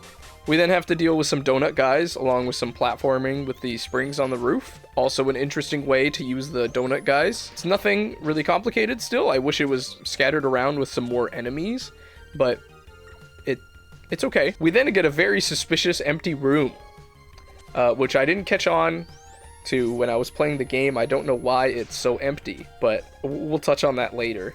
This next room, I almost feel like the previous room was kind of a way to get you to relax, because this next room is unlike any other room that's in the rest of the game, I think.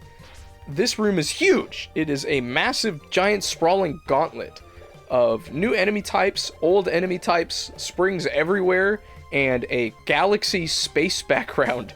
So I believe this stage is supposed to be like a circus space station almost. That's the way it feels, and this part of the level really confirms that, because as I said earlier, we could see a lot of technology, computer screen diagrams in the backgrounds that were slowly taking up more and more space, and now we actually see like a window that shows us, hey, we're on a freaking space station right now. Isn't that crazy? It's insane, but it's fun. You know, it's just they're having fun with the stage variety. I think it's cool. It's a really cool set piece for this giant feeling gauntlet of a screen. Anyway, the screen follows Mega Man here, and we're basically just supposed to explore around until we find an exit. They brought back the cannon dude who's on a propeller.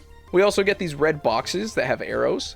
They have a, like, punching ball that comes out after a few seconds. There's a tell before they show up, but you will have to platform and jump on these boxes in order to get anywhere in the screen. Also in this screen, there's a secret. You can find Otto's spare bolt that he's left behind, and this red box with the spring is the thing that opens the wall for you. It's interesting. and it just shows you that level mechanics can interact with the stage structure itself. That doesn't really happen in the game, from what I can remember, much other than this, but you get a little screen where you have to do an obstacle to get Otto's bolt. We'll talk about Otto in the shop a little later. I promise I know it's there. I just haven't talked about it yet. We'll talk about it. Anyway, there's a couple other puzzles here. There's a whole bottom section where you were able to just kind of jump around in springs, and it kind of just wastes your time. There's a health pack on the bottom right, which is very weird. You're basically just supposed to go top right to get out of this screen. And there's also this little section on the bottom left where it has you trail all the way back to escape, which has a red box in a very weird and annoying position. I don't know if this screen bugs anyone else, but it really bugs me that the box isn't shoved all the way to the corner. It's really annoying to me. Overall, I don't mind this kind of stage level screen type of idea, this like giant gauntlet type of idea. They really don't experiment with it much outside of this screen, but it's an interesting idea, and I think the spring mechanic adds to this, feeling kind of like your movement is a little rough and that you can't entirely control what's coming up next if you're walking forward on the spring because you don't have full control over your movement. Like, I think this is a great idea, and I wish there was some more enemies, like maybe those initial spring dudes were walking around. You could have the slinkies moving back and forth in front of those puzzles that, like, for instance, give you the E-tank or whatever. Like, it just needed some more enemies. Anyway, you climb up and you have to deal with a couple of Sniper Joes, and then that's it. That's the whole level. And the gauntlet kind of screen takes up a lot of what's going on in this level, and maybe that's on purpose. Maybe the game is like, this is all we can handle for this level. Like, we can't think of any more. We can't do any more. Like, maybe they were out of memory, but this really needed some more enemies. You made these 2 new spring enemies, and they don't use them after their first initial screens. So it's such a shame, like, that they weren't combined or anything. Anyway, now we have the Spring Man fight himself. I think this fight's fun. You just use Slash Claw. He does throw out these, like, little spring enemies that will jump around the screen and bounce back and forth. Those can be a little annoying. You can take them out with Junk Shield, I assume, and you can also just use Slash Claw to one-shot them. I didn't do that for whatever reason. I let them just do a ton of damage to me until I decided to take care of them. Springman will jump into the center of the screen and try to punch you with his extendable arms. And I think this is cool. It's a very fun attack to dodge. He'll also jump around and try to grab you and slam you into the roof, which is a very funny animation. This Robot Master is just a funny design. I really like him. I like this boss fight a lot. The punch is really fun to dodge. He jumps around a lot. He tries to punch you, and it's a simple pattern, but it's a fun pattern to try to get better at. So I'm a fan of Springman. I guess reviewing this level, because it was my most hated, it's, like I said, it's really not that bad. It's very short. It feels almost as long as Slashman Stage. I think it genuinely is just because they use a lot of their ideas for the giant gauntlet room, and it's a cool set piece, but after that, the level just kind of ends, and it feels like the level doesn't really have a climax of a, hey, here's all the spring enemies, you know, here's a very unique, like, set to deal with as far as mastering the springing, jumping mechanics and dealing with the spring enemies and the slinky enemies, and you know, I feel like the level doesn't really have a climax to it, and that really is a letdown. And then we get the dual coil gun. It sucks balls, and it's freaking useless, but you'll have to use it. We'll get there, but you'll have to use it. You can charge him to make him jump higher. That's what Dr. Light says. That's what he tells us. The professor tells us that we can charge the... Oh my gosh, I'm so tired. Ugh. You have to use it. Okay, so before we move on to Turbo Man Stage, we need to talk a little bit about collectibles in Mega Man 7. Collectibles are a huge part of this game and a huge part of its identity, so it's important that we talk about them.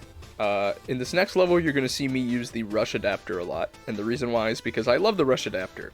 It was my favorite part of Mega Man 6, and the reason why Mega Man 6 is my favorite game in the classic series. I love using the power adapter, putting it on myself, and I love how it changes Mega Man's sprite and it makes him play differently. He's a little slower, but he punches stuff. It's just really fun. I love being giant punchy guy in that game. And the power adapter isn't in this game, but instead they combined it with the jet flying adapter, and they give some of the power adapter in this game to Mega Man's charge shot, where he's able to shoot his fist. The way you achieve the rush adapter is through collecting the rush letters that are hidden throughout the first 4 stages of the game, the first 4 Robot Masters. Every Robot Master in this game has a collectible, and they're done in different ways. The first 4 have the most, in my opinion, the most important collectibles, which are the rush letters. Once you get all 4 throughout the various stages, you are awarded with the rush adapter, which I think is a great award. It's great that they're in the first 4 stages, so you can get it kind of early, so you can play around with the rush adapter for the later last 4 levels. I have mixed feelings as far as the way you're able to achieve these things. I don't dislike collectibles in a Mega Man game. I want to make that clear as we go into this conversation, but I feel like it's important to talk about the way they're implemented in this game, because this is the first time they really go like extreme and really try to have a collectible every level. But the rush letters are okay. Some of them are really bad, like in Burst Man stage. As you could see, one of the Burst Man stage's rush letter was kind of just in the middle of the level, and it was really lame. It was not hard to collect. And then the rush letter in Freeze Man stage was just in a ladder that was kind of on screen.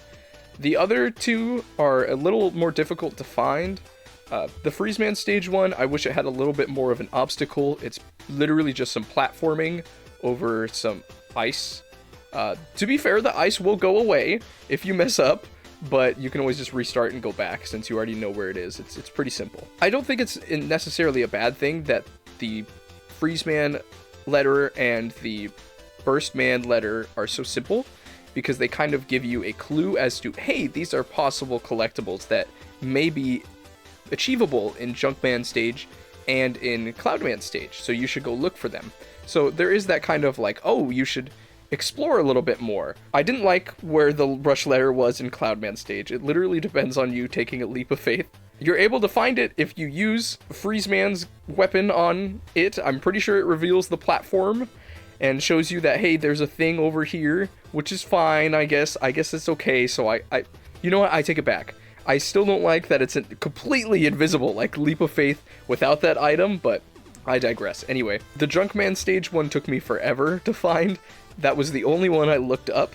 I couldn't find it for the life of me. I don't know why I couldn't see that ladder. I made a joke about it because it was so invisible to me when I played through that level. I promise I played through it multiple times and I could not find it. I really wanted to find everything I could on my own and I just could not. So I looked that one up and I was like, oh, I'm so stupid. But anyway, I like how the collectibles are, specifically the rush letters. I like how they're done. I just think I'm dumb and I couldn't find them. I'm not great at finding collectibles in this types of stuff. When I first played through Mega Man 7 and got such a negative kind of opinion on it, I genuinely had no clue the rush letters were in the game until my entire first playthrough, and then I saw someone playing with the rush adapter in this game, and I was like, what? They have my favorite thing from Mega Man 6 in Mega Man 7? I didn't even know that was there, so there's that as well. There's also some other collectibles throughout the last 4 Robot Master stages that you unlock, like you're able to get Beat from Jungle Man stage, or excuse me, from Slash Man stage, and there's a couple other collectibles that you can find throughout, along with, like, for instance, Otto's Bolt that I was talking about in Spring Man stage, which we'll talk about the shop in a second, but I want to finish the collectible conversation. I don't mind the collectibles in this game. I think they're mostly well done, but my only problem is when it comes to Rush Search. So you will have to use this ability called Rush Search, where Rush will go on the ground and he'll start digging around. You can spawn him into specific positions that you want him to check. Sometimes he'll pull up a health pack for you or a ammo pack, but sometimes he'll pull up nothing, and other times if you use him in the correct spot, you'll find collectibles, like unique items, or to help kind of your playthrough. You are able to buy these items from Otto's shop, but you can find them for free throughout the levels. My only problem with Rush Search is how long it takes to actually get through the animation. Because if you spawn him in the wrong spot, it's not like you can despawn him. You kind of just have to wait for him to dig and do the whole animation, and like, it's cute, but not the 50th time. So because of how long the animation takes, it feels clunky, and it makes me not want to explore other levels or like spawn Rush anywhere. Like, I don't want to do that. It takes too long. So I don't want to explore and place him into different things where I think there may be a collectible just because of how long the animation itself takes. And so I wish the animation was a lot faster, or there was some other way that I could find these items a little quicker and know where to spawn rush without having to look it up. But that's kind of my gripe with that. And as far as that, like, that is pretty much my only negative part of having collectibles in this game. I am slightly concerned that maybe the level design is so simplistic to allow them to very sneakily, I don't know if that's a word, very sneaky like, I don't know if that's a good way to phrase that either, but to hide the rush letters, I wonder if the simplistic level design is a way for them to get around and in a kind of a justification for them to have these collectibles in the levels. And to me, the level design being tight and fun and unique is way more important in a Mega Man game than having cool collectibles to find. That's just kind of how I feel about it. Of course, your opinion may be different than mine, but I value the gameplay and the level design a lot more. As you could probably tell, I've been talking about it for an hour. Other than that, I want to talk about the shop. We have Auto Shop. I mentioned it a little earlier. Auto tells you once you first open the shop that, hey, I lost a bolt. If you can find it somewhere and give it back to me, I'll make you some new items. And he does. So if you find the item in Springman's shop, or Springman's level, then you bring it back to Auto Shop, then he'll open up his inventory a little bit. I have a couple opinions on the shop. I hate how the Giant Eddie looks, number one. Number two, I hate how you enter the shop. It's weird. Number three, I hate the song in the shop. It is ear-piercing. It makes my ears bleed. It hurts very, very bad. I can't be the only one with this opinion. I'm not going to play it in the video. I'm not going to play it. I also hate the UI in the shop, and I hate how long it takes Otto to make you items. He yaps. He talks so much. I'm trying to save the world, Otto. Base is going to kill our father. Dude, you gotta step it up, man. I like that you're able to kill enemies to get bolts and to use the bolts in the shop. I think it has some cool, unique items that aren't mandatory, of course, but if you need extra lives because you're struggling on a stage, then you can get some extra lives. You can get some E-tanks, some weapon energy. Like, there's plenty of stuff you can buy. And also some other stuff like that are outside of stuff you get from enemy pickups, for instance. And I think that's all cool. I love shops in video games in general. I love seeing how game designers incorporate currency and incorporate shops into their games and see what they offer. I like shopping in games, but this one's okay. I would visit it more if the song wasn't as annoying and if it wasn't as clunky as it feels. Like, it's so hard to scroll through the items. He talks so much and it takes so long. I never want to be there because the song is annoying. And then on top of that, the game doesn't actually tell you there's a shop. You kind of just have to figure it out. When you're on the level select for the Robot Masters, you just have to press the select button and then Mega Man will go to the shop. But the game doesn't tell you anywhere that you're supposed to do this. On my first playthrough, I knew that there was a shop because obviously you're collecting bolts and I knew it had to go towards something, so I knew that there was a shop in the game and I remember using it. And so when I was playing through this time for this video, I remembered there was a shop, but I was kind of waiting for the game to tell me, hey, press the select button on the level select screen in order to open Auto Shop. Hey, come visit me, you know, yada yada yada. But you literally, like, the game doesn't tell you. Maybe I'm missing something. Obviously there was a manual, but I wish the game kind of yelled at you and said, hey, come to the shop. Or it told you how many bolts you collected. I don't think it tells you that either unless you're in the shop itself. So it just feels like maybe it was an afterthought. I have no clue. I have no clue if the shop was an afterthought, but, like, I wish the game told you and told other players, like, hey, press the select button, man. Press the select button, but it doesn't do that. So that's my only gripe with the shop. Song's annoying. Auto talks too much. I probably talk too much, to be honest. And the game doesn't tell you how to open it. But other than that, that's my opinion. You're going to see me use the rush adapter in this next level as we review it and kind of talk about its level design. So I just wanted to get this conversation out of the way. Thank you. Here's back to Turbo Man stage. I don't like this one. Alright, and we're straight into Turbo Man stage. This stage starts off really quickly by throwing a huge enemy at you. This is practically a mini-boss. It's a Sniper Joe looking guy wearing a bandana who rides on top of a tractor with spikes. And this guy is basically going to show up the second you start walking to the right, and he's going to charge at you until he kills you. So you basically just run to the right, try to outrun him, and shoot him as many times as possible, while dealing with these spinning donut one-wheel guys who will donut in place for a while and then charge at you. They're just trying to take a couple of shots from you and distract you. They're very weak, not hard to deal with at all, but of course all this commotion catching you off guard, it can be a little difficult. This is very interesting because Mega Man levels tend to not attack you like this, like straight off the bat, so this is a very interesting design choice and will be present a little later as we go through and you learn that this level's kind of evil, so like this will be a common theme here. Anyway, this Sniper Joe just takes just enough hits to be threatening, where he seems like he's not going to die, and I bet if this is your first time learning about this, it will catch you off guard, and he will get a couple hits. But once you defeat him, you'll be allowed to move into the next room, which is where you're met with two cone guys who are on multiple stacks of tires. These two cone guys basically work exactly like Mets, where they're shielded when they're not attacking, and then they'll reveal themselves and attack you, and then that's when you can attack them. But they have a lot more health than Mets, because Mets die in just a couple of hits. These guys will die in maybe 4 hits. And when they attack, they'll jump in the air, and then they'll shoot a volley of 3 bullets. These guys are interesting because they're cones, and they just look kind of silly, and they go perfectly with the theme, because I guess the theme for this level's tires, so they're a couple of traffic cones, you know. I think that's perfectly fine. They're interesting. They're basically just Mets, but hey, it gets the job done. So it's a fun enemy. They're put on some elevation for you to learn how to deal with in a fairly safe room. I approve. Moving on, we have a simple Sniper Joe encounter. There's nothing really special to this. He's kind of elevated from you, so you're able to easily take him out. That's basically it. And then we're met with a really interesting room, which is this level's kind of gimmick. I'm going to call this room the tire room. It's filled with tires, and there are bouncing tires hanging from the top roof that constantly go on almost like a conveyor belt thing. This is where the level will start throwing more of these cone guys at you, and then will also introduce its own insta-kill death spikes. And the whole gimmick is that you need a platform in between these bouncing tires and make sure that they don't bounce you into the insta-kill death spikes. You also need to avoid these tires and avoid losing control of yourself while taking down like enemies like these cone guys. I don't like this gimmick at all. This level seems to really like it because this room seems to never end. It's really annoying and frustrating for the player. I don't think it's fun at all. The tires aren't spaced out super well. They're spaced out like just enough for you to get through, so there's that. Dealing with insta-kill death spikes are never fun.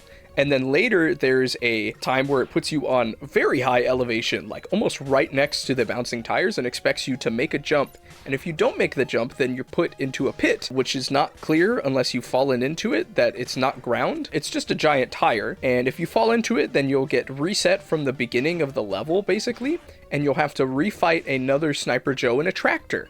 So that's nice, and then you'll have to do this whole room again, on top of having to refight the Sniper Joes. So I don't know. This level's just made to upset you. This whole room is made to just piss you off and to be annoying. I think it's super infuriating. It's pretty bad. I use the rush adapter to help me so I can do kind of a fall through the pit a little bit and then hover over so I can go at that diagonal angle that Mega Man can't normally do without the rush adapter. There's also, if you somehow make it over the pit without falling in finally, then you have to make a jump over some insta-kill death spikes again, and then that's when you'll get encountered with a new enemy type. This is a little small circle guy who peeks out with his eyes, and he's in a stack of 3 spiked tires. And what he'll do is he'll slide these tires at you on the ground. He'll slide each individual one by one, and then he will jump at you. And he'll continue jumping until you kill him. Now, this enemy is very interesting because he slides his attacks on the ground and they stay grounded. And also, he'll attack you once he runs out of his tires. But he has a lot of health, and the worst part is, I hate how this enemy is introduced to the player. It's introduced over a pit of insta-kill death spikes, where you're at a really you're at a really big disadvantage to take on this enemy. So how are you supposed to know it's coming unless you've played through the level before? You know, you're not going to know. So he's just going to catch you off by surprise and get a cheap shot on you. So it just feels evil again, you know? This level just feels really evil. Once you finally get past all of that, after you deal with the second tire stack, you'll be climbing up a ladder, and then they'll send more tire stacks to just throw tires at you while you're climbing up this ladder.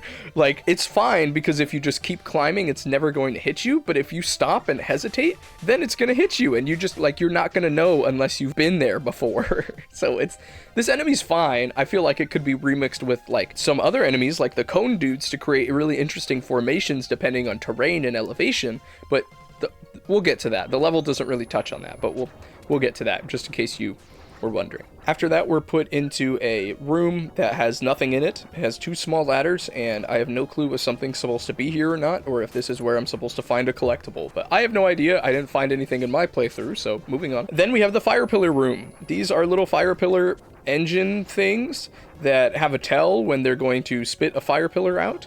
The fire pillar doesn't instantly kill you, it just does some damage. It's pretty telegraphed, and you're able to freeze them with Freeze Man's weapon, but these fire pillars don't insta-kill you. If you take your time and stay cool and just walk through them, you should get out just fine, or you'll get out with just taking a few shots. And so it's really not that bad. It does give you a second to kind of learn and see what they do and see how they interact, so that's the most important thing. Moving on, the level then drops you into a really crazy room full of insta-kill death fire pillars. Gigantic fire pillars that will wait a second and then instantly start covering the screen. These things are one shot, and you need to be ready for them. So I was not ready. I wish this mechanic was taught to the player before this room even happens. It's literally not. So you kind of just have to know that these things are going to insta-kill you and be ready for it, like be on your toes. Which I guess the level is kind of trying to teach you to be ready for. It's very much like, oh, here's a jump scare, here's an enemy, I hate you. The level's made it very clear that it hates us. So I guess there's that, but I think this should have been taught to the player, especially taught to them like, hey, you need to be scared of this. But if you stick to the left, you can get through it and then move on, and it will drop you into the stage's, I guess, second mini-boss, if you want to call it that. You're dropped onto a semi-truck where you just walk forward, and you have to deal with these flying canister dudes from Cloudman stage. Once again, they're useless. You can just shoot them out of the air. Nothing else is contesting you. There's literally no enemies on the ground. This would have been a great place to put the cones or put the donut spinning guys or even put the sack of tire guys, but the level just doesn't put anything on this truck. As you walk forward, you'll see that the truck has a face. Then the truck will start spitting out enemies at you that fly in different formations while you have to dodge them. You're stuck in this screen and you're supposed to shoot the truck's eyes. I have an opinion on this. I feel like the game does not do a very good job of instructing you on what to do here. I remember my first playthrough being super stuck, shooting the eye, but this truck has so much health, and I feel like the game isn't very good at communicating that, oh, the truck is taking damage, because he doesn't visually change until you defeat him. I already knew that you're supposed to shoot the eye here, which is why I just went ahead and did it. I really think, like, this is not communicated well, and I wish the truck, like, took damage so that it would communicate to you that, yeah, you're supposed to shoot the eye. Other than that, this mini-boss is fine. He just shoots projectiles at you, and he looks really cool, so there's that as well. After the truck, you walk a little forward. It throws the tire donut spinning guys at you from the beginning again, and then it has more flying canister guys, maybe like 1 or 2, and then you have to fight the boss door. Moving on to Turbo Man. Turbo Man turns into a car and then zooms at you, and then he also puts a fire ring around himself, jumps in the air, and shoots it at you. The fire ring will follow the kind of wall and then will throw itself at you and disperse. If you get hit by the fire ring, you're going to take a lot of damage and be stunned for a while, so you need to kind of avoid it.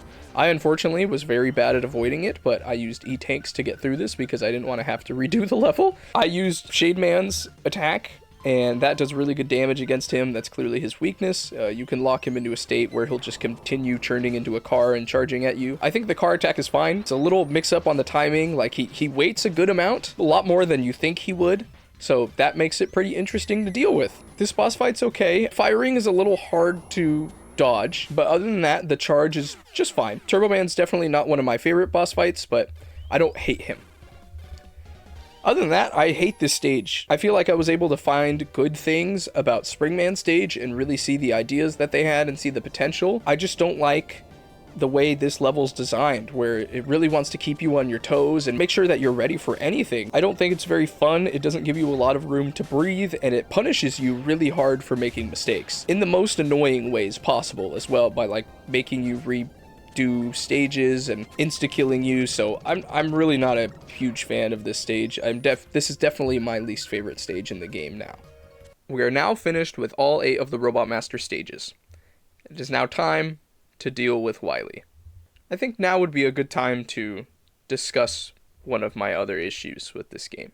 When I was younger and started playing through the Mega Man games, I started with the first Legacy Collection. As I played it on 3DS, I had a lot of time to kill at that time in my life, and I ended up really falling in love with the whole series. Once I finished Mega Man Legacy Collection, I didn't even try to pick up the second one, as I knew 9 and 10 were pretty good because they went back to the game's roots and stuck with the 8-bit art style, and I'd heard some of the music before and seen just stuff online about how they were pretty good, but I'd also seen stuff about how 7 and 8 changed the formula and try to do something different, and those were the weird games. So I didn't really bother with them at the time. I moved on to other games, and it took a couple more years until I picked up Legacy Collection 2 on the Switch. I will say, this game was not what I was expecting. And one of the many factors, I think, as to why I didn't enjoy this game my first playthrough was because of the music. I've touched on it a little bit before throughout this video, but I really want to give some time to talk about it. As someone who started with the NES games, I came to learn and appreciate and adore Mega Man soundtracks. And I really think this game drops the ball for its music. And that really sucks, because there's some great tracks here, and I think genuinely Mega Man music to me is so important to the game experience. The music influences how you feel when you're playing through the level. I know it's not the biggest deal, it has nothing about game feel, it doesn't matter at all to do with the level design or anything like that, or how the game plays, but it matters to me, because when I was growing up and playing through the first games on the NES, I came to know Mega Man as good music. So when I came to this game and it was just not something I really clicked with or enjoyed, I was so conflicted on it. I think that was the biggest reason as to why I did not like this game. I know it tries something different with the 16-bit art style and the 16-bit music, and I don't think the 16-bit music is the reason or is at fault here, but I think some of these compositions just honestly make me feel annoyed more than any other emotion. If the music is good, I'll want to play through your level, and I'll want to explore everything your level has to offer. If it's not, I don't want to be there. I don't want to play through it. I want to get out. So let's talk about the game's music. The opening stage's theme is great. It's so good. It is very earwormy, like it sticks in your head, and honestly, the opening stage is a great introduction to the game. Some of the other tracks in the Robot Master stages are just not for me. Springman stage, that was part of the reason why I initially did not like that level at all. Cloudman stage is just annoying and loopy, and I understand what it's trying to go for by having you feel like you were on an adventure and stuff, and it doesn't work for me. I'm once again, I'm happy if any of you guys enjoy this soundtrack, but for me, a lot of it is not what I want. But a level like Shade Man stage, where for whatever reason the theme just clicks with me, and I believe it sets such a great atmosphere for the level, it's my favorite stage. I just want to be there forever. I just want to play the entire stage over and over and over again. It's so good. I really love that theme. So now, the whole point of me bringing up this conversation is this.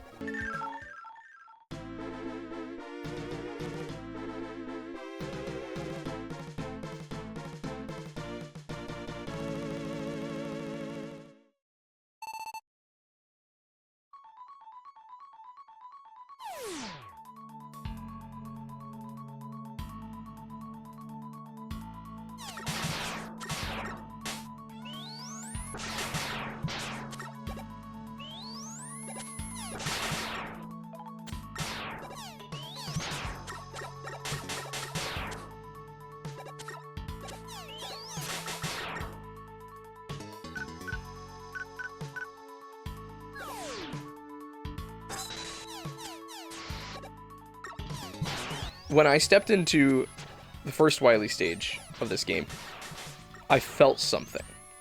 Something I didn't really feel throughout the rest of the game. This instantly grabbed me. This song was so much more moody and so much softer and just different sounding than anything else on this soundtrack. It makes the mood feel so dire. It just clicked with me. course, after you beat the 8 Robot Masters, you're sent back to Dr. Light, and that's when he reveals to you that, yeah, Base is evil. We knew that, but Base is evil. And this is a shock to Mega Man and Dr. Light because they trusted him. And you see Dr. Light's whole office destroyed. The entire laboratory is completely wrecked through by Base, and you find out Base stole some of the upgrades that were supposed to go to you. And then that's when Wily puts himself on the big screen and announces, oh yes, I created these robots. You guys are stupid for trusting them. I knew you would fall for this. And before Dr. Light even gets a chance to say anything, Mega Man leaves. And it almost feels like he's angry. And I know this is a thematic idea that this game is trying to push on us. It's trying to get you to understand that Mega Man himself is kind of frustrated, you know? They've been hinting at it in the dialogue a little before that Mega Man just seems frustrated and done with everything Wily's doing. And this song is the first thing you hear after that cutscene. And this song emphasizes the feeling of anger, the feeling of frustration. I feel like it perfectly encapsulates what Mega Man is feeling. And so you're put onto this level with this gorgeous looking atmosphere. Everything looks so dire. Everything is purple. It's incredible. This is what I wish the game did more. I needed more of this. I'm not a huge fan of this game's soundtrack.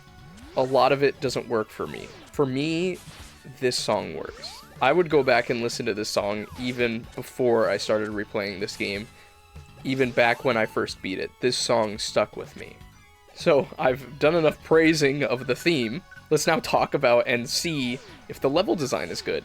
The second you start running towards the right side of this battleship, you're met instantly with enemies. The 4 bird things from Cloudman Stage, you're instantly barraged by them, along with a cannon that's slightly off screen and elevated to line up directly with your arm cannon, but it will instantly start shooting at you. It brings that factor of, you're not supposed to be here, this is Wily's ship, and I'm ready for you.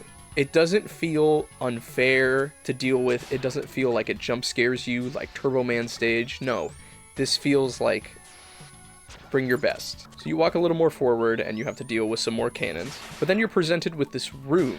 You enter the battleship and there's 2 pathways, a platform on top and a platform on the bottom. The platform on the bottom has a cannon that's also shooting at you. And then the platform on top has a cannon on its most left side. The cannon on the top left side is fairly easy to take out because you're at the same elevation with it.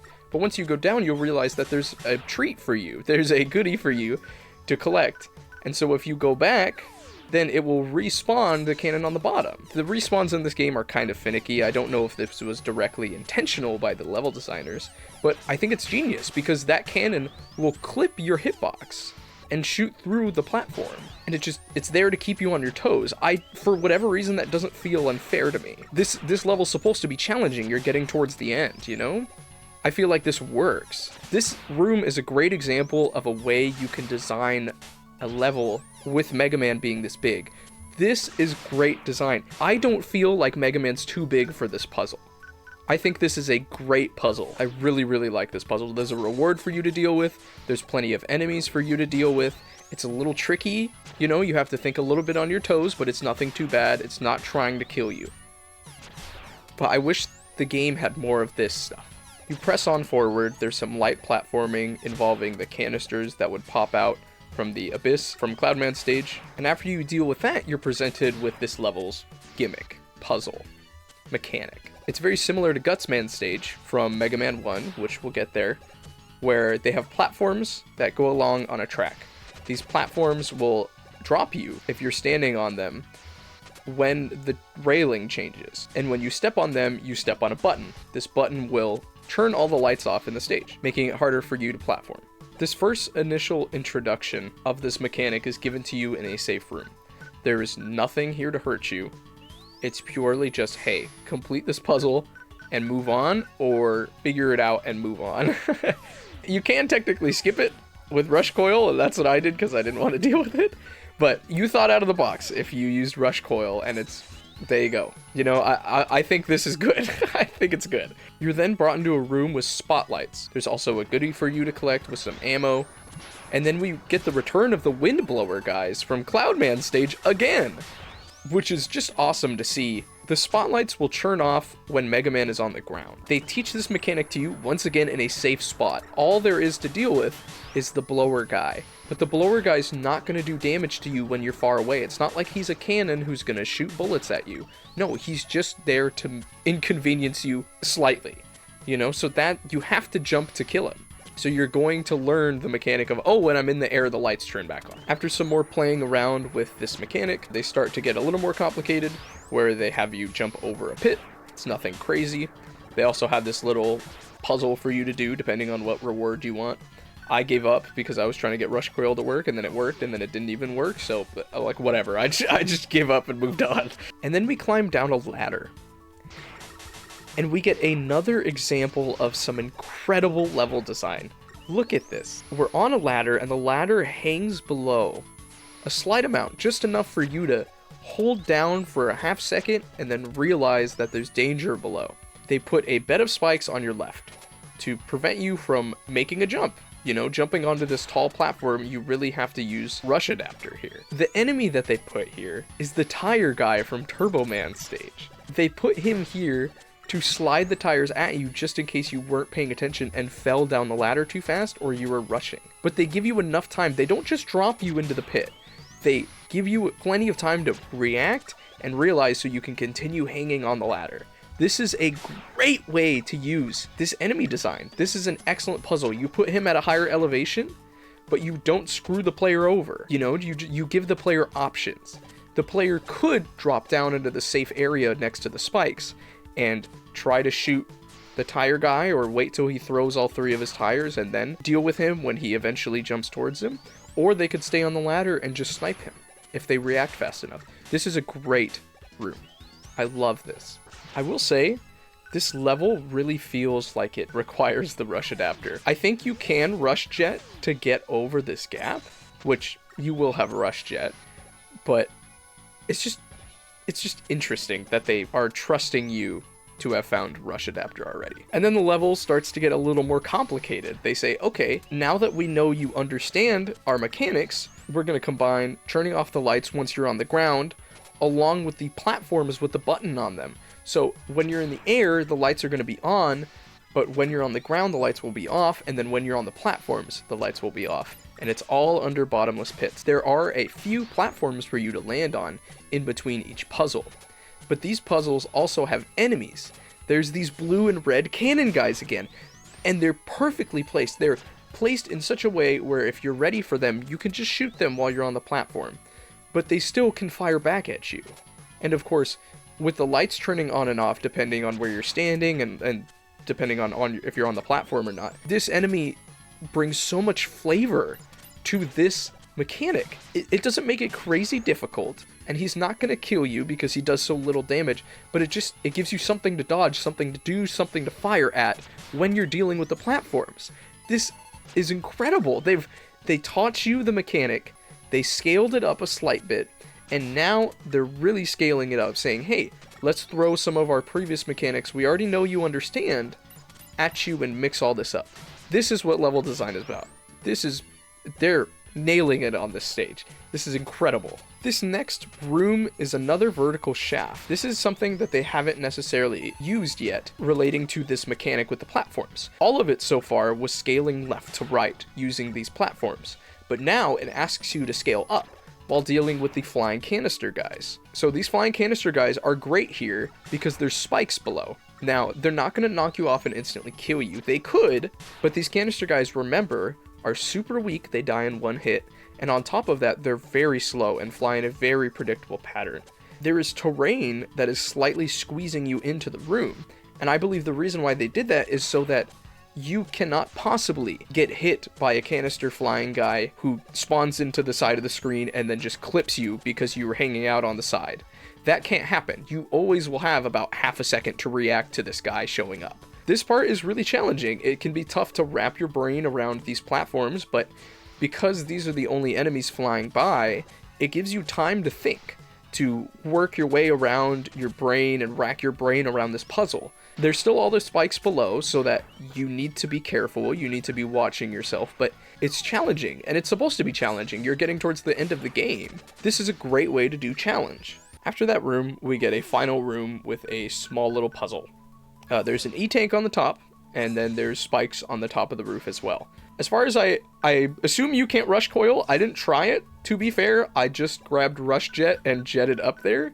So like I said, it feels like they're kind of expecting you or hinting you at the fact that you should have rush adapter, but it's just a reward. It's not like it's required still. So that's good. And here we get a fight with Base. Base says that we're really weak and that we're dumb and stupid, yada yada yada, whatever he wants to tell us. And then we fight him. He jumps around like Proto Man does. He shoots us with a charge shot, which is different, I believe, for this fight. If you use Rush Adapter, you can completely gap him, jump over all of his projectiles. It's not like he shoots that many. And you can feel the difference that you having Rush Adapter makes in the fight like this. And I think that's on purpose, but we'll touch on that later. After that, we get a tiny corridor room filled with interesting pink and green technology, and the trash cockroach spawner thing again. This I have less of a problem with because you're not platforming over lava, and it's literally just you and the cockroaches. You have all of your weapons at your disposal. You should have plenty of things to deal with these guys now. And after that, we have Gutsman. Part of what makes me like the fact that we're fighting Gutsman here is that they went and they grabbed that mechanic from Gutsman stage and remixed it. They did something different. They added the light mechanics to the platforms, but they also kept the platforms almost the same they worked in Mega Man 1, where depending on the rail, they'll spin out and they'll drop you, they won't become platforms anymore. Like, that is such a cute nod to the fact that we have to fight Gutsman here. Like, that is so cool. Anyway, the Gutsman fight is pretty hard. He does a lot of damage, he hits really, really hard, and if you don't know what's going on, it can be pretty tough. He'll charge at you. If you shoot him enough times, he'll stop. He'll try to grab you and throw you into the roof, and you'll take a ton of damage from that. He'll also slam the ground, spawning a stone to fall on you. Sometimes it falls on you, other times it falls in front of him, and he'll drill it towards you. There are ways to push the rock back, but I didn't know about that either when doing this boss fight, which is why it took me a while to eventually beat. But yeah, Gutsman is fairly simple, but it's a tough challenge because of how much damage he does, and I think it's just an okay, but a pretty good way to end off this incredible level. Like, this was so good.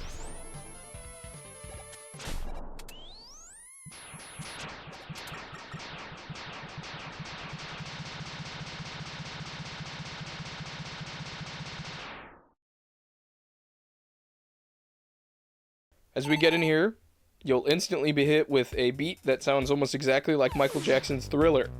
This is really funny. I have no clue why it sounds like this. It's a pretty good song, just like Thriller, but like, obviously I can't play Thriller for you. I'll get copyrighted and attacked, but like seriously, you don't even have to hear Thriller to hear how similar this song is to it. It's insane. Anyway, our next room is a puzzle with long platforms, as well as you get ambushed by the rolling 8-ball cart from Freezeman stage. That's the only thing I don't like about this room. I still hate that enemy. He has too much health to make any interaction with him fun. I know what he's supposed to function. He's supposed to function like a fast enemy charging at you to surprise you. But he has too much health, okay? He has too much health, so you can't like charge shot him on reaction. You just can't. If you react to him, there's no way you can get out of the way in time to just avoid taking any damage, okay? So, whatever. He's just so annoying. I hate him. Anyway. Next, we have a room with shield-faced guys with jets on their back. These are the same guys that were also in Freezeman stage. You've seen them throughout the game. There's only a couple of them, along with a Sniper Joe. There's a little health pack puzzle on the bottom, involving one of the shield guys. This is fine. This level is going to throw a lot of these little health pack puzzles at you. Nothing crazy, nothing simple. It's just if you want to engage in the combat, then you can get the health pack, but if you don't want to, then you can ignore it. So I think these are fine. I really don't have a whole lot to say about this room because it's pretty simple, but this stage is going to use a lot of Sniper Joes, as we'll get to. Then we have a fairly empty room with only one of these shield dashing things. There's this giant white block that looks incredibly suspicious. Like, it should be able to be destroyed or interacted with one of your weapons. I looked up a guide. That guy doesn't interact with it, so I spend some time here trying to throw stuff at it. I get no results. And they use this set piece later in the level. I don't know why it looks like nothing else in the level, so that makes me think I'm supposed to be able to interact with it. I don't blame them though, because this whole level is based off a turtle. Everything looks like it's turtle themed here. Everything is freaking green. They have these giant panels with a turtle on them that also look like they're interactable blocks, pieces of the environment, but they're not. So there's that too. I like the turtle. It's just a very interesting theme. The boss of this stage is a turtle, so it makes sense, but it's like, okay, very turtle, right? Moving into this next screen, it's almost like the screen before that we had, that very horizontal screen with just the couple shield bash guys and the sniper joes. Now there's 3 sniper joes instead, along with a 1-up for you to collect if you want. This level does a lot of that. I don't really have a whole lot to say relating to these sniper joe formations. I think it's good that they're using sniper joes because sniper joe is perfect for this turtle theme. He has a shield, he shoots at you, so he's fairly defensive, you know, like a turtle. So there's that, right? Moving on to this next screen though. This next screen makes no sense to me. Okay, so it's a little puzzle with 2 ladders. Mega Man games like to do this, especially in the Wily stages, I've noticed. There's 2 ladders, one on the right, one on the left. And the one on the right is a very long vertical ladder that lines you up perfectly to fight the Sniper Joe. It also has a health pack on the top. The ladder on the left is a smaller ladder that leads you into a puzzle where you have to do some light platforming over these tiny little treadmill platforms that are above a bed of spikes. The game wants you to pick a ladder, right? And you don't know what is going to show up next in the next screen when you climb the ladder that you climbed. So if you climb the left ladder, it gives you a good advantage to fighting this Sniper Joe because the Sniper Joe can't hit you from this angle that you're at, right? So you're able to take him out pretty freely. So it's not anything crazy, but you're also able to take him out pretty freely if you take the right ladder because you have full vertical control of where you're able to climb up and climb down because you're on a ladder the whole time. So if he shoots at you, you can just climb up, dodge out of the way, and then shoot him again. Or just climb to where his shot isn't going to hit you, and you can shoot his feet. I don't really understand. In my head, if the left ladder is the one that you want players to have to experience and go through and challenge themselves with the platforming, then you should put the health pack there, right? Not on the right ladder. Like, the right ladder has the health pack, which is weird to me because it seems like the safer option where you don't have to platform over the bed of spikes using the treadmills. So why would it have the health pack? That's what I'm saying. I think the left ladder should have the health pack on it, or the health pack should be somewhere. Maybe you can jump to it. I don't know. But I think the left ladder needs the health pack, not the right ladder in this situation. I think they messed this one up. After another empty room, we have our next encounter with Bass, where Bass, now using the enhancements that we were supposed to have for the rush adapter, he combines with treble. And this fight is really fun because it focuses on a vertical stage. This stage is really tall. There's plenty of platforms going all the way up that you can go onto. Bass is going to fly up and use this verticality to his advantage. And this boss fight is so much fun because he uses those same techniques that he's been using in every other boss fight. He still has the charge shot. He'll still try to shoot you with his own little pellet lasers. He'll jump around and stuff, but this time he's going to fly around. He's going to use the verticality to charge up a shot and use his knuckle shot to do a ton of damage. So Bass does a ton of damage. Running into him does a ton of damage. Him shooting you does a ton of damage. Like, I'm man enough to admit that this boss fight took me a while to figure out. I definitely had to try a few times to take Bass down in this fight, but it's really fun to do. You definitely feel like you're at an advantage here, which I love, because in the last fight, you had the rush adapter, so you felt like you were in an advantage compared to him because he wasn't combined with treble or anything. There was no way he could fly. But now he has full flight, and he can fly circles around you, literally. So this boss fight's very thematic. It's a lot of fun. I love this giant set piece that we're in for it. I love the verticality of the fight. It's just a really, really fun fight, and I like it a lot.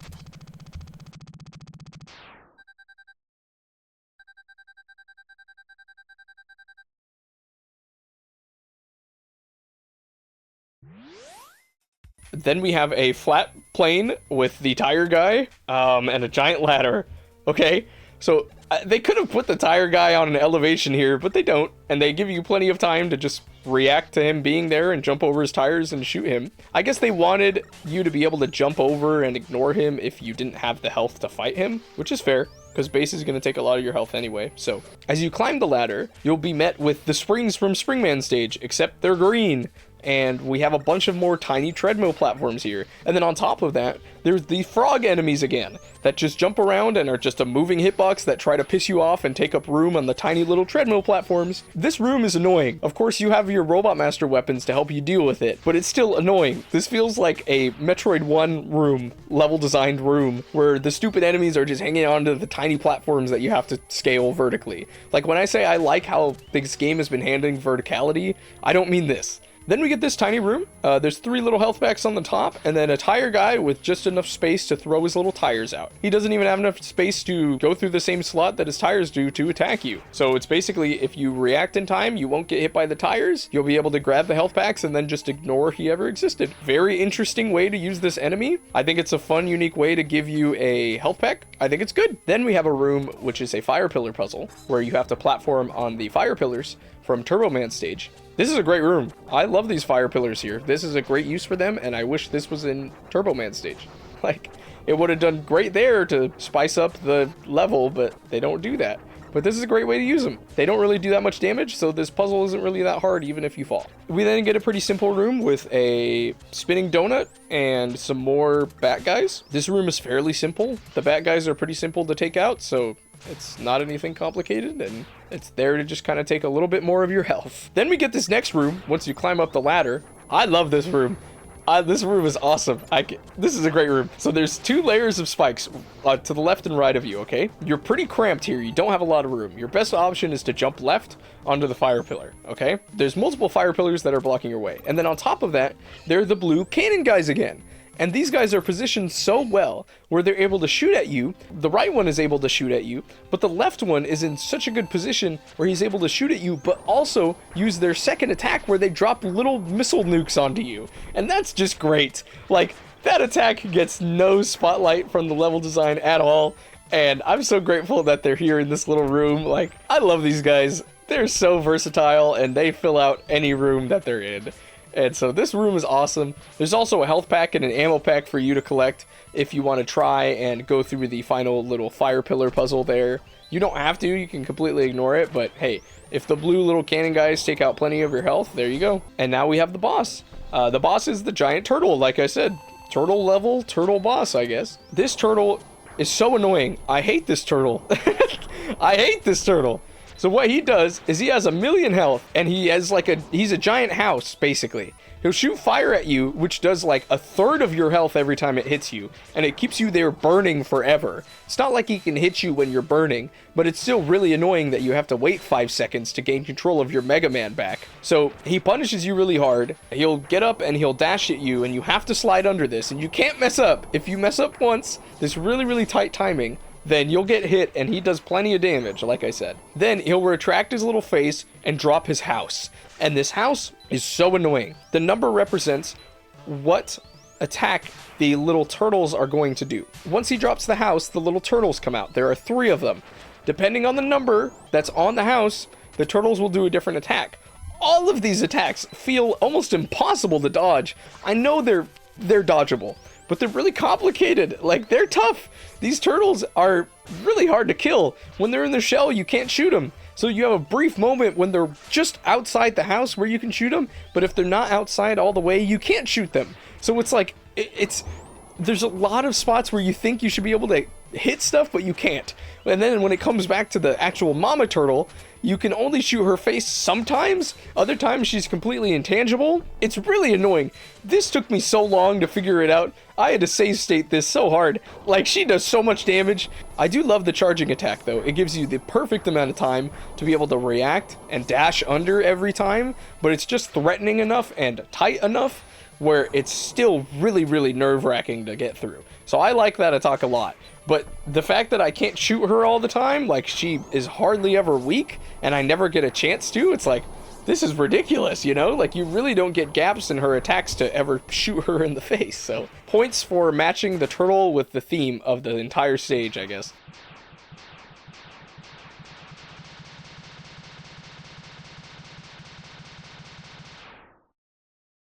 Now on to Wily Stage 4. We get put into a room with 2 ladders. One of the ladders leads to one of the cannon guys, and then the other one leads to a bolt. There's not really a difference.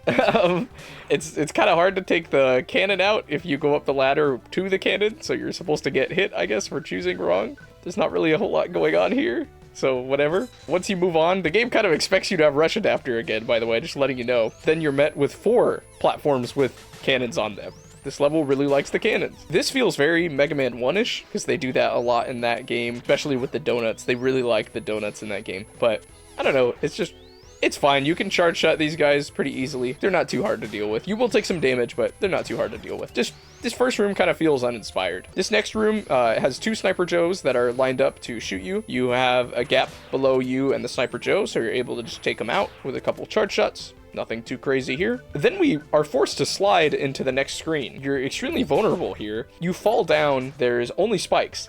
But then it reveals to you that, oh, there is a platform here, it's just invisible. You're in another invisible room similar to Shade Stage, right? So this gave me like a heart attack the first time I did it. It was like, oh my gosh, you know, it catches you completely off guard. Anyway, there are some enemies that you have to take out. You're immediately met with a couple of Mets.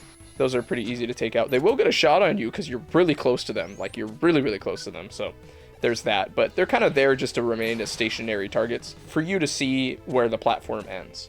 There's also a health pack up top for you to collect if you're feeling adventurous to jump up onto the invisible platform and guess where it is. We get another wave of the purple birds.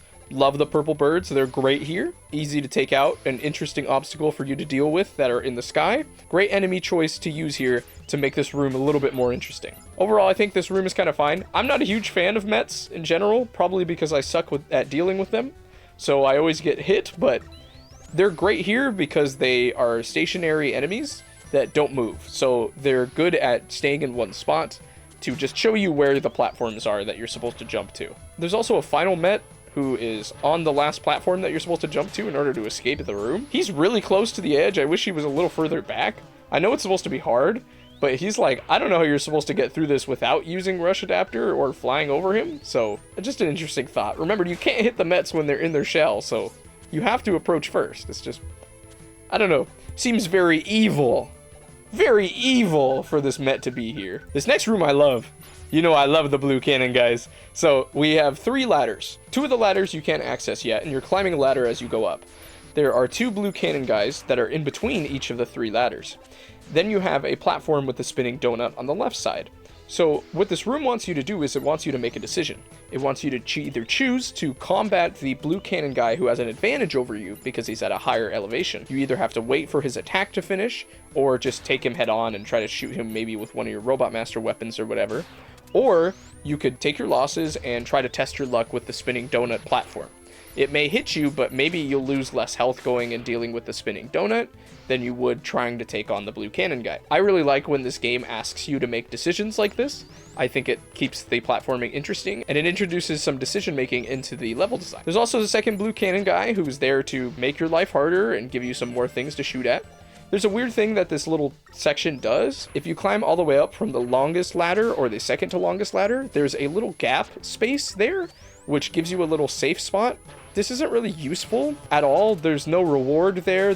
I think it's just a safe spot for you to transfer from the rightmost ladder to the middlemost ladder, but there's no real point because there's not a lot of enemies here. There's only these 2 blue cannon guys, and once you take those out, nothing's really gonna contest you or attack you or anything. So having a little safe space area here is an interesting idea, but it feels almost wasted on this simplistic level design. If there was a couple more enemies for you or something shooting at you to deal with, then I would think this is a really cool, interesting idea.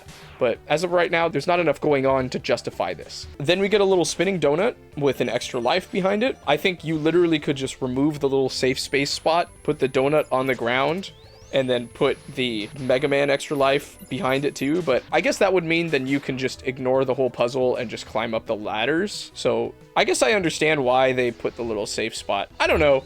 It still feels like if you're gonna put a safe spot there to prevent the player from climbing all the way up, I think it needed, I don't know, I think it needed something else, you know, something else for you to deal with, to overcome. Then we go into the next room, and this room is really confusing to me. You're instantly met with a shield bash guy.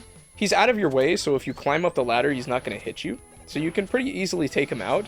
But then you're met with 2 treadmills. The first treadmill pushes you away, the second longer treadmill pushes you forward, and the reason it does that is because next up you have to deal with a couple of platforming sessions with multiple treadmills all over beds of spikes. This next one is a lower platform with another shield enemy and the spring guys from Springman stage. My problem with this is the springs jump really high onto the treadmills, and they're really hard to deal with. And so because of that, like, it feels almost impossible to specifically get past this section without getting hit. So I just tank the damage. I don't really care. I just go in, take the damage, and move on, and try to shoot the spring guys when I can, because they're really annoying. They cover like a huge amount of space, especially in this little section. If these platforms weren't treadmills, then it would give you an opportunity to actually try to take them out with your Robot Master weapons, but because they're treadmills, they're like pushing you on, you know, like you have to move, you gotta keep moving, and these springs have complete control over where they're bouncing, and they bounce so high that they patrol a huge area of this little section. So I think these springs are so annoying here. There's also 3 of them, so they just get in your way. You know, I think the best way you can deal with this room is maybe Junk Shield. I just, once again, just ignored that, tanked the damage, and moved on. But it was like, this room, they tried with the spring guys. I don't think this is a great way to use these spring guys. They're very annoying here.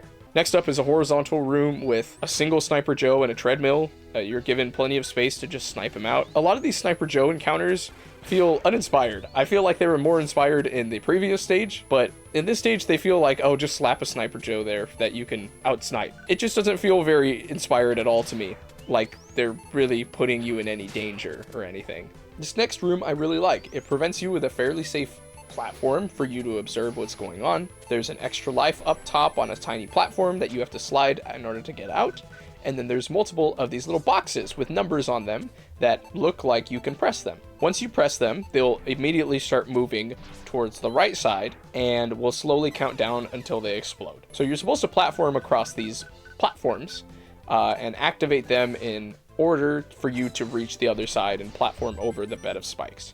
Using Rush Adapter here, it feels almost essential. It helps you so much. You could also just use Rush Jet and weave through everything and ignore this whole section, but I use Rush Jet a little bit. It does not work out super well for me because I'm kind of bad, but this is really fun. You have to make a lot of decisions as far as when you're going to jump on certain platforms in order to activate them. Remember, you only have about 4 or 5 seconds on each platform, so you have to keep moving. It's pretty difficult. It can be a little difficult. There's no enemies for you to deal with here.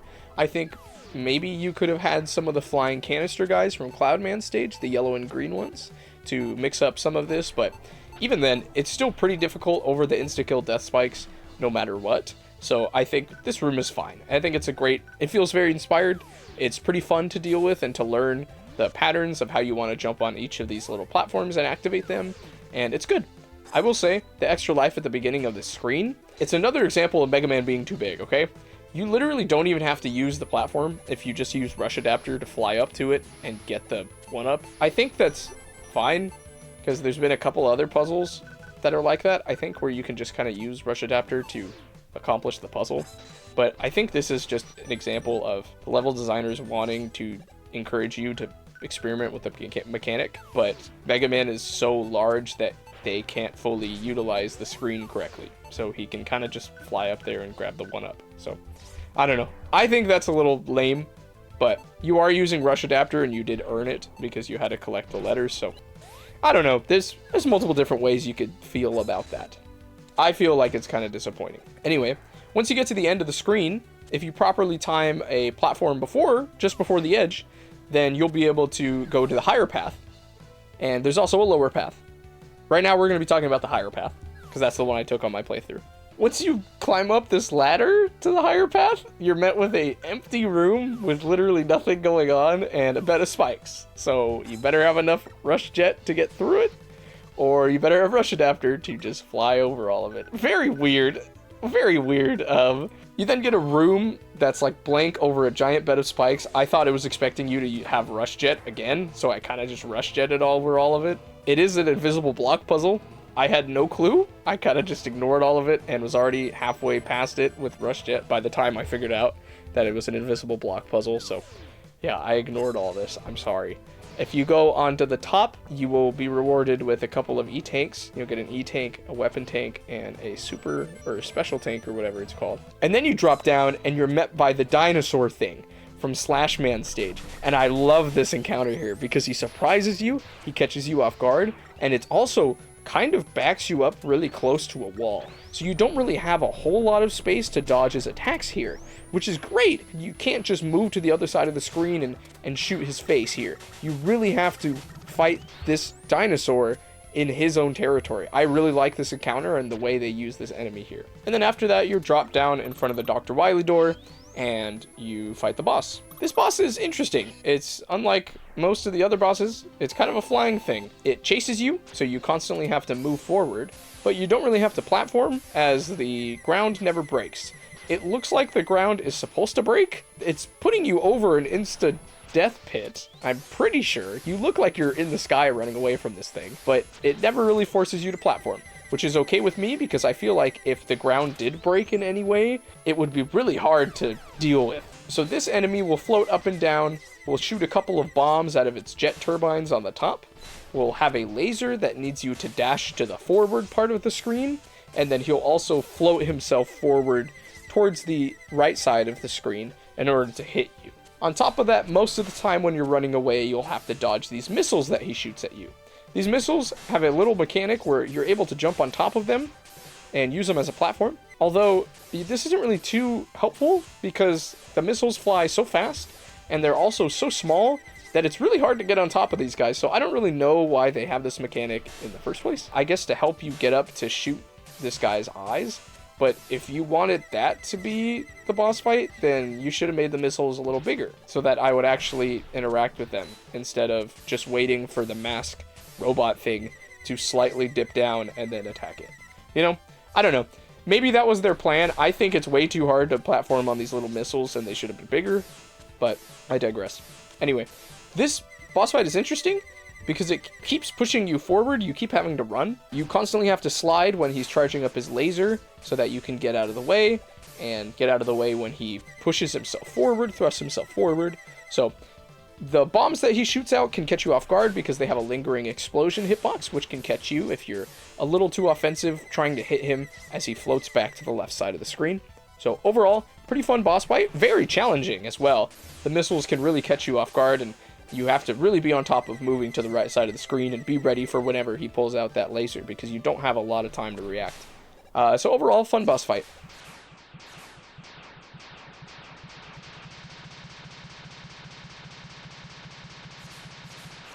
Finally, we're at the classic Mega Man boss rush, where we have to refight every single Robot Master. I just want to point out really quickly, to prove my point further, if you look at the selection room for the rematches for the Robot Master fights, the level designers can only fit 2 fights on one screen because of Mega Man's size, when in almost every other classic Mega Man game, they're all on one screen. I'm just saying, right? He's too big, guys. I'm just saying. He's too big. My opinion didn't really change on any of these Robot Master fights from when I first fought them to now. I will say Slashman gave me the most trouble out of all these Robot Master rematches. Even though I had his weakness, which was the flame wheel from Turbo Man, it still didn't really help me. I still think his boss fight is BS. Now it's just every time I use his weakness, now he'll just jump off screen again and then use the red canister glue attack more often, which still feels completely random to me, so I still don't like this boss fight at all. I will say when fighting Burst Man in this rematch, I did use Freeze Man's weapon to shoot him from behind and get the weakness to deal more damage. I still don't like that boss fight either. It doesn't feel fun or satisfying to play. Burst Man and Slash Man are still my least favorite. I still think a lot of the Robot Masters in this game, even just the boss fights in general in this game, are pretty well made. Like, I really enjoy most of them, but those 2 Robot Masters are just not... I don't like them at all. Still, even on the rematch, I still don't like them. Anyway, moving on. After you defeat all the Robot Masters, you're then dropped into a room where you're able to fill up a little bit on ammo, and on top of that, you get a little life canister, and then you drop into a room, and we fight Wily. I have a good amount of thoughts on this Wily boss fight. I don't know if it's just me, But this final boss was the main reason why I never beat this game on my first playthrough, or why I haven't beaten this game until replaying it for this video. This final boss took me hours. I literally spent hours, multiple days, trying to beat this boss fight, and I could not do it when I was younger. I could not beat this boss fight, no matter how much I tried, no matter how many lives I gave myself, or how many E-tanks I gave myself and weapon energy. I could not beat this final boss. So here's how I feel about it. So I knew replaying this game how important it was for me to actually defeat this boss fight, and I wasn't sure if I was going to be able to do it, like if I genuinely just did not have the skill needed, or if I just couldn't beat it for the video. But I do beat it, spoilers, but I have a lot of thoughts on this fight. This fight is in 2 phases. We're going to start from the first part, which isn't the hard part, and then we'll move on to the actual hard part, okay? This first part is against the Wily skeleton walker thing. This is a giant skull with 2 legs, one in the foreground, one in the background. All he'll do is drop onto one side of the screen, slowly walk towards you. He has spikes on the bottom of the skull face. His whole goal is to walk into you and deal damage to you. Because of the way his machine walks, his skull face with the spikes on the bottom will constantly be going up and down. But what this fight wants you to do is it wants you to slide underneath the skull face to get behind Wily to make him reset his cycle. Wily's in one of the eyes of the skull, which makes hitting him not the easiest thing in the world. You have to time it with the height of the skull. Sometimes it's going to be a little too high for you to reach because of the way his machine is walking, so you have to account for that. Wily will also drop little skull versions of his machine. These little guys will spawn in 2, one in front of you, one behind you, and these guys will basically just try to walk into you to deal damage to you.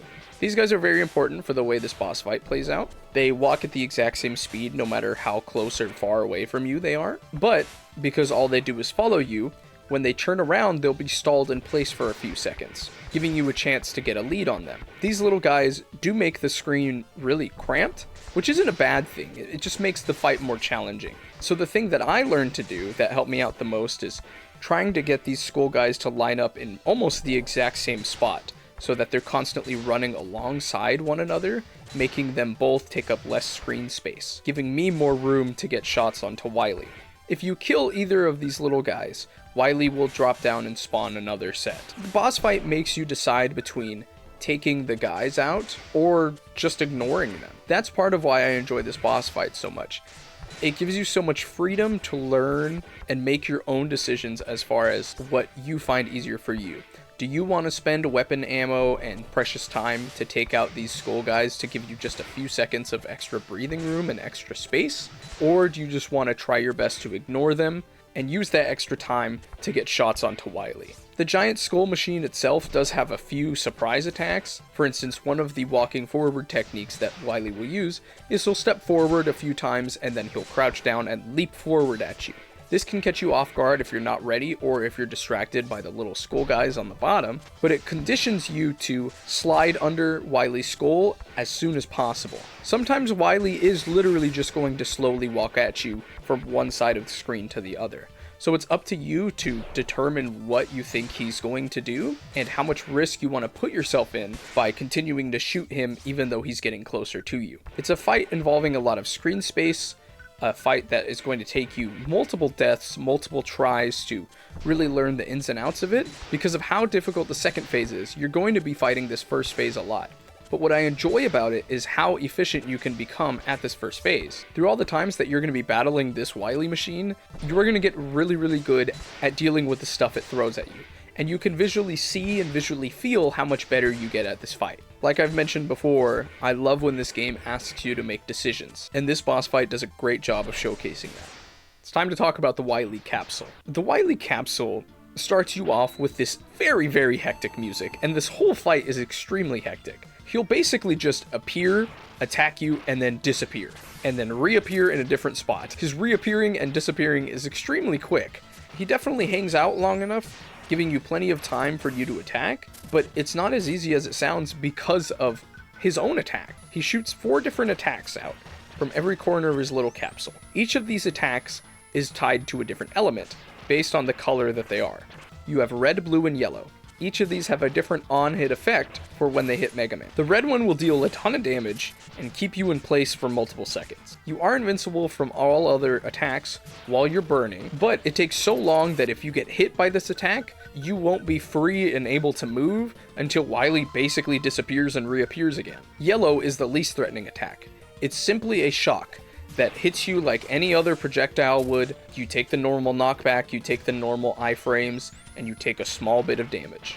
It's not a little amount of damage, but it's the least amount of damage that you're going to get from Wily. Blue is where stuff becomes difficult though. What this attack does is if it collides into you, it'll deal a little bit of damage and freeze you. Unlike the red shot hitting you and setting you on fire, this blue shot freezes you in place, you're stuck stationary and you're completely vulnerable. Now this leads into Wily's second attack, which is he electrocutes himself from the sky, which is a very funny animation. And then he'll drop 4 electric balls, 2 going left, 2 going right, at a pretty fast pace. And if you're frozen and on the ground, these balls are going to collide into you and you're going to take more damage than you would if you got hit by the red shot, for instance. So all these different colored elemental attacks from Wily all are essential for you to learn and understand in and out because of this boss fight. These attacks will fly at you extremely quickly. They'll spring out of Wily's machine, zoom into you, stay there for half a second, and then they'll fly at you wherever you're at. Because of how little screen space these attacks give you, you have to get really good at dodging them. And on top of that, you have to make so many decisions in this fight, because sometimes you're going to be forced into a position where you have to take an attack from Wily, and the choice will come down to you. Do you think Wily is going to leave after he shoots the 4 shots and not electrocute himself to do that follow-up attack? Then maybe it's a good idea to get hit by the blue shot so that you'll get frozen and not take any extra damage from the electrical balls that he drops down. Most of the time, if you have to get hit, you're going to want to get hit by the yellow shot, because it gives you those iframes, allowing you to invincibly run around and comfortably dodge the rest of the shots, and it also does the least amount of damage. The last part of why this boss fight is so difficult is because of its weapon weakness. The developers chose to be really evil here, and made the Wily capsule's weakness the coil that you get from Springman. This weapon is incredibly unintuitive, and really not fun to use, but it does the most damage against this Wily capsule. The problem with that is the springs only come out from left and right of you, and they have bouncing physics, which means if Wily spawns in the top corner, you cannot hit him with these weapons. On top of that, even if he spawns right in front of you, because of the way the shots come out of his capsule, it still can be incredibly difficult to line up a shot with this weapon. Now, this weapon can charge to make the springs bounce a little bit higher, but even then, they don't bounce crazy high, right? Their bounce is still pretty low to the ground. So once again, even if he is higher up, most of the time charging this weapon isn't even worth it. And for more insult to injury, in order to charge this weapon up, you have to use a separate shot of this weapon to hold the button down, because the game registers it as, oh, you want to shoot? Okay, so it throws out a coil, and then it will let you charge after. So you're constantly wasting weapon energy to charge up this extra shot when you don't even know if Wily's going to spawn into position where he's vulnerable to it. Now, there are other ways of dealing with this boss fight. You can use other boss weapons, but none of them do as much damage as the coil does. I had to replay this boss fight over and over again, including all the time that I spent fighting this boss fight. I already knew all of its, like, what you're supposed to do, all, like, the techniques that I remember. Like, this boss fight has been living in my head for years. So if you couldn't tell already, it is incredibly difficult. The only reason I managed to finally beat this boss fight was because I got used to dodging one of its major attacks. Anytime Wily would spawn in the middle of the screen on the left or right side, he would launch the different shots out. They would corner to me, and then if you slide and jump over them, you'll dodge them every single time. Once you learn and master being able to do that, you will take so much less damage than you normally would that this boss fight becomes way, way easier. I still had to dump 4 E-tanks, 1 like special tank or whatever. It still took multiple health bars to defeat him, but it is the final boss, so it's supposed to be that way. I wish the weapon that did the most damage to him was a lot nicer for you to be able to use, especially in a boss fight like this. It clearly was not the intended weapon that you were supposed to use this. They were definitely planning on something else, but they probably just thought it was funny if you had to use coil to fight him. Fair enough. I also think it's very interesting as clearly I'm not the only one who got stuck on this boss fight, because when they added Dr. Wily as an assist trophy to Smash Ultimate, they used this specific boss fight and Capsule as their inspiration. He does this exact same attacks as his assist trophy, and I think that's incredibly funny. This boss fight was still incredibly difficult, and was really difficult for me especially, but I respect it so much more being able to leave it alone for a couple of years, coming back, and then actually having, I don't know, I guess the brain to take on a boss fight like this. After you finally explode the capsule, Wily will pop out and immediately start begging for his life. Classic Wily. He'll say, "I'm sorry, Mega Man. I'm done being evil." He's lying. "I'm gonna leave now." Surprisingly, Mega Man's anger that has been boiling up, that the story has been hinting to this whole time, finally comes to its surface and rears its ugly head as he points his Mega Buster at Wily. He starts charging it up and says, "I'm gonna do what I should have done a long time ago," and he threatens to shoot Wily. Wily says, "Hey man, you can't shoot me, you're a robot." And then Mega Man, in I think one of the coolest sequences in this whole series, he says, "I am more than a robot." Very, very slowly, I might add. I think it's cool. Along with Die Wily, it's about to shoot him, and then everything goes horribly wrong. The castle starts to self-destruct, a bunch of the roof collapses in on Wily, and he gets stuck. Mega Man's gonna go deal with him again, but then Treble comes down, takes Wily away, Bass makes fun of you, and the game ends. This cutscene is incredibly cold. It lines up with the music perfectly. Mega Man walks away, not even facing the castle anymore, as the castle gets engulfed in flames. And the credits roll.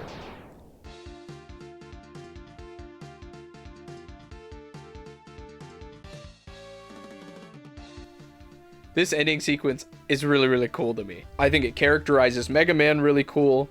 I like how frustrated he is. I like that we've watched the frustration kind of build up inside him as we've continued on with the rest of the game. I like this ending sequence a lot.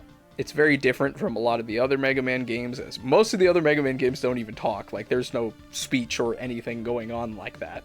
But this one tries to do something new with it, and I enjoy it for it. Then the final shot we get is, once again, we have to look at Eddie's ugly shop, and we see Mega Man walk in with the rest of his family as they all pose for a picture. This photo is really, really funny to me because of the pose everyone strikes. They clearly did not have enough memory to make new sprites for everybody, especially sprites that made them look happy. So Mega Man looks pissed off. Dr. Light looks pissed off because he's only ever posed in one pose this whole game. It's just really funny to me. It's just a very funny way to end off the game. They say thank you for playing, and that's it. Hey everyone. To wrap up this video, I just wanted to share some of my final thoughts on Mega Man 7 as a whole. Just to cover some things that I missed, and to give some final conclusions to this whole journey and study of this game. Mega Man 7 isn't as bad as I remember it. I just want to come out and say that. It definitely was not as bad as how I remembered playing it was when I was younger. There's definitely a lot of things that were better than I remembered, and a lot of things that this game does right. I will say that. I think the biggest thing that I don't really get to, and I didn't really get to in my playthrough, was the collectibles. There's a collectible in every single stage, which is a great thing. I think that adds a layer to this Mega Man game that a lot of the other games in the classic series don't really have. They're kind of missing that replayability, and I will say Mega Man 7 is, it feels like it's built for the kind of player that doesn't buy a lot of video games. The player that when they buy a game, they're really going to sink their teeth into it and play it over and over again to really get their money's worth, you know? This is kind of what Mega Man 7 feels like its audience was. The game feels like it wants you to replay it over and over again, to experience it, and to slowly find where the level designers hid the collectibles. I don't think that's a bad thing. I just want to make it clear that that is not for me. I don't think, like, that's just not what I'm looking for in my Mega Man game. I really think this isn't a bad system. And I think it is good, actually. I think they do a fairly decent job. Like, getting in between the levels is fairly quick. You know, the shop is there, I guess. It's not the greatest thing, but it's definitely there. Having this really be the hook of the game, I feel like doesn't work for me, just because, I'm serious, the level design is just so simplistic, and I guess that's the trade-off for having collectibles in every stage that you can find, but I don't think that trade-off is really worth it, at least to me personally. That's not really what I want from my Mega Man game. I want tighter action, tighter platforming, and I guess just more from each level. As I was reviewing this footage, every level is so short. Like, specifically Slash Man or even Spring Man. Like, a lot of these levels just have 1 or 2 set pieces. They feel like they're each made up of 4 set pieces. And they're kind of mashed together. And they don't really make anything. The game never has like a final section before the Wily door that makes you have to overcome every single obstacle again. It doesn't really do that ever. And the final Wily levels kind of touch on that, but not really. Like, from what I remember, they don't really use a lot of, like, for instance, the enemies from Shade Man stage. That's the only enemies that I can think of that the game doesn't really use. But it never feels like there's a final climactic conclusion for any of these mechanics. And I think that's what I was really looking for, and that's what I really enjoy about Mega Man games, is those really well designed, super fun, like, hey, use all of the mechanics that you've learned from the level and get through this final little gauntlet before you fight the final boss, right? Or before you fight the Robot Master of the stage. None of the Robot Masters really do that. They never take those mechanics that they've created and mesh them to create something. And I feel like that's really unfortunate, because it makes the level design feel like it's always missing something, like it's missing identity. And I think that this game is just missing that. There's new, like, enemies made for each stage, but they don't become anything with the level design, so it just doesn't it doesn't work for me. The bosses are great. I like a lot of the bosses. I've talked about each of them in detail, of course, but I like a lot of the bosses. Some of them I hate, but, like, you're gonna have hit or misses when you have this many bosses. But I think this game's, like, strength is the collectibles and also the bosses. Like, the bosses for me are my favorite part of the game. I think that was great. I like Mega Man games where you have to use your charge shot more often than, like, just spamming them with pellets. So this game is very just charge your charge shot up and then shoot them with the charge shot anytime there's an opportunity for you to do so. So I think that's great. Of course, there's the couple of bosses that I do not like at all. Like, you already know, but like Burst Man, I don't even want to talk about him. That is a disaster of a boss fight, but not fun at all. And like, the music is hit or miss for me, mostly miss. It's really unfortunate. Like, this is their first forte into the 16-bit kind of music for the classic Mega Man series. This is their only time they do it. This is the only time the classic series goes into 16-bit, and I really don't like a lot of what came from it. It's just, I don't know, it doesn't work for me. I just, like, yeah, just overall, this game is not the Mega Man game for me, and I just don't like it. I really wanted to get my thoughts out here and explain and just talk about it, because it feels like everyone just says the game is okay. For what I'm seeing, like, no one really talks about how... I haven't seen anyone really go in depth and talk about how simplistic these levels are and how boring they are. Like, I find them really boring. I find this game really boring, especially watching it, like, back through for this video. Like, it's just, there's nothing going on. Yeah, and I really wanted to get my thoughts out there. If you like this Mega Man game, that's great. This is not the Mega Man game for me.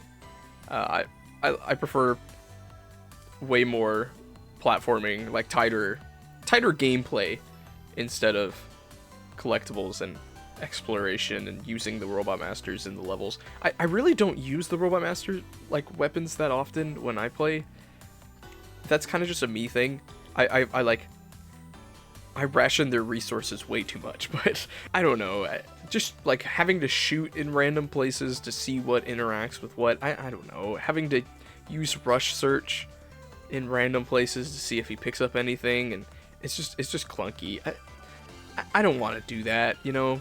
This isn't me, man. Like this is not the game for me. But anyway, it was fun to look back. I really hope you guys enjoyed this video.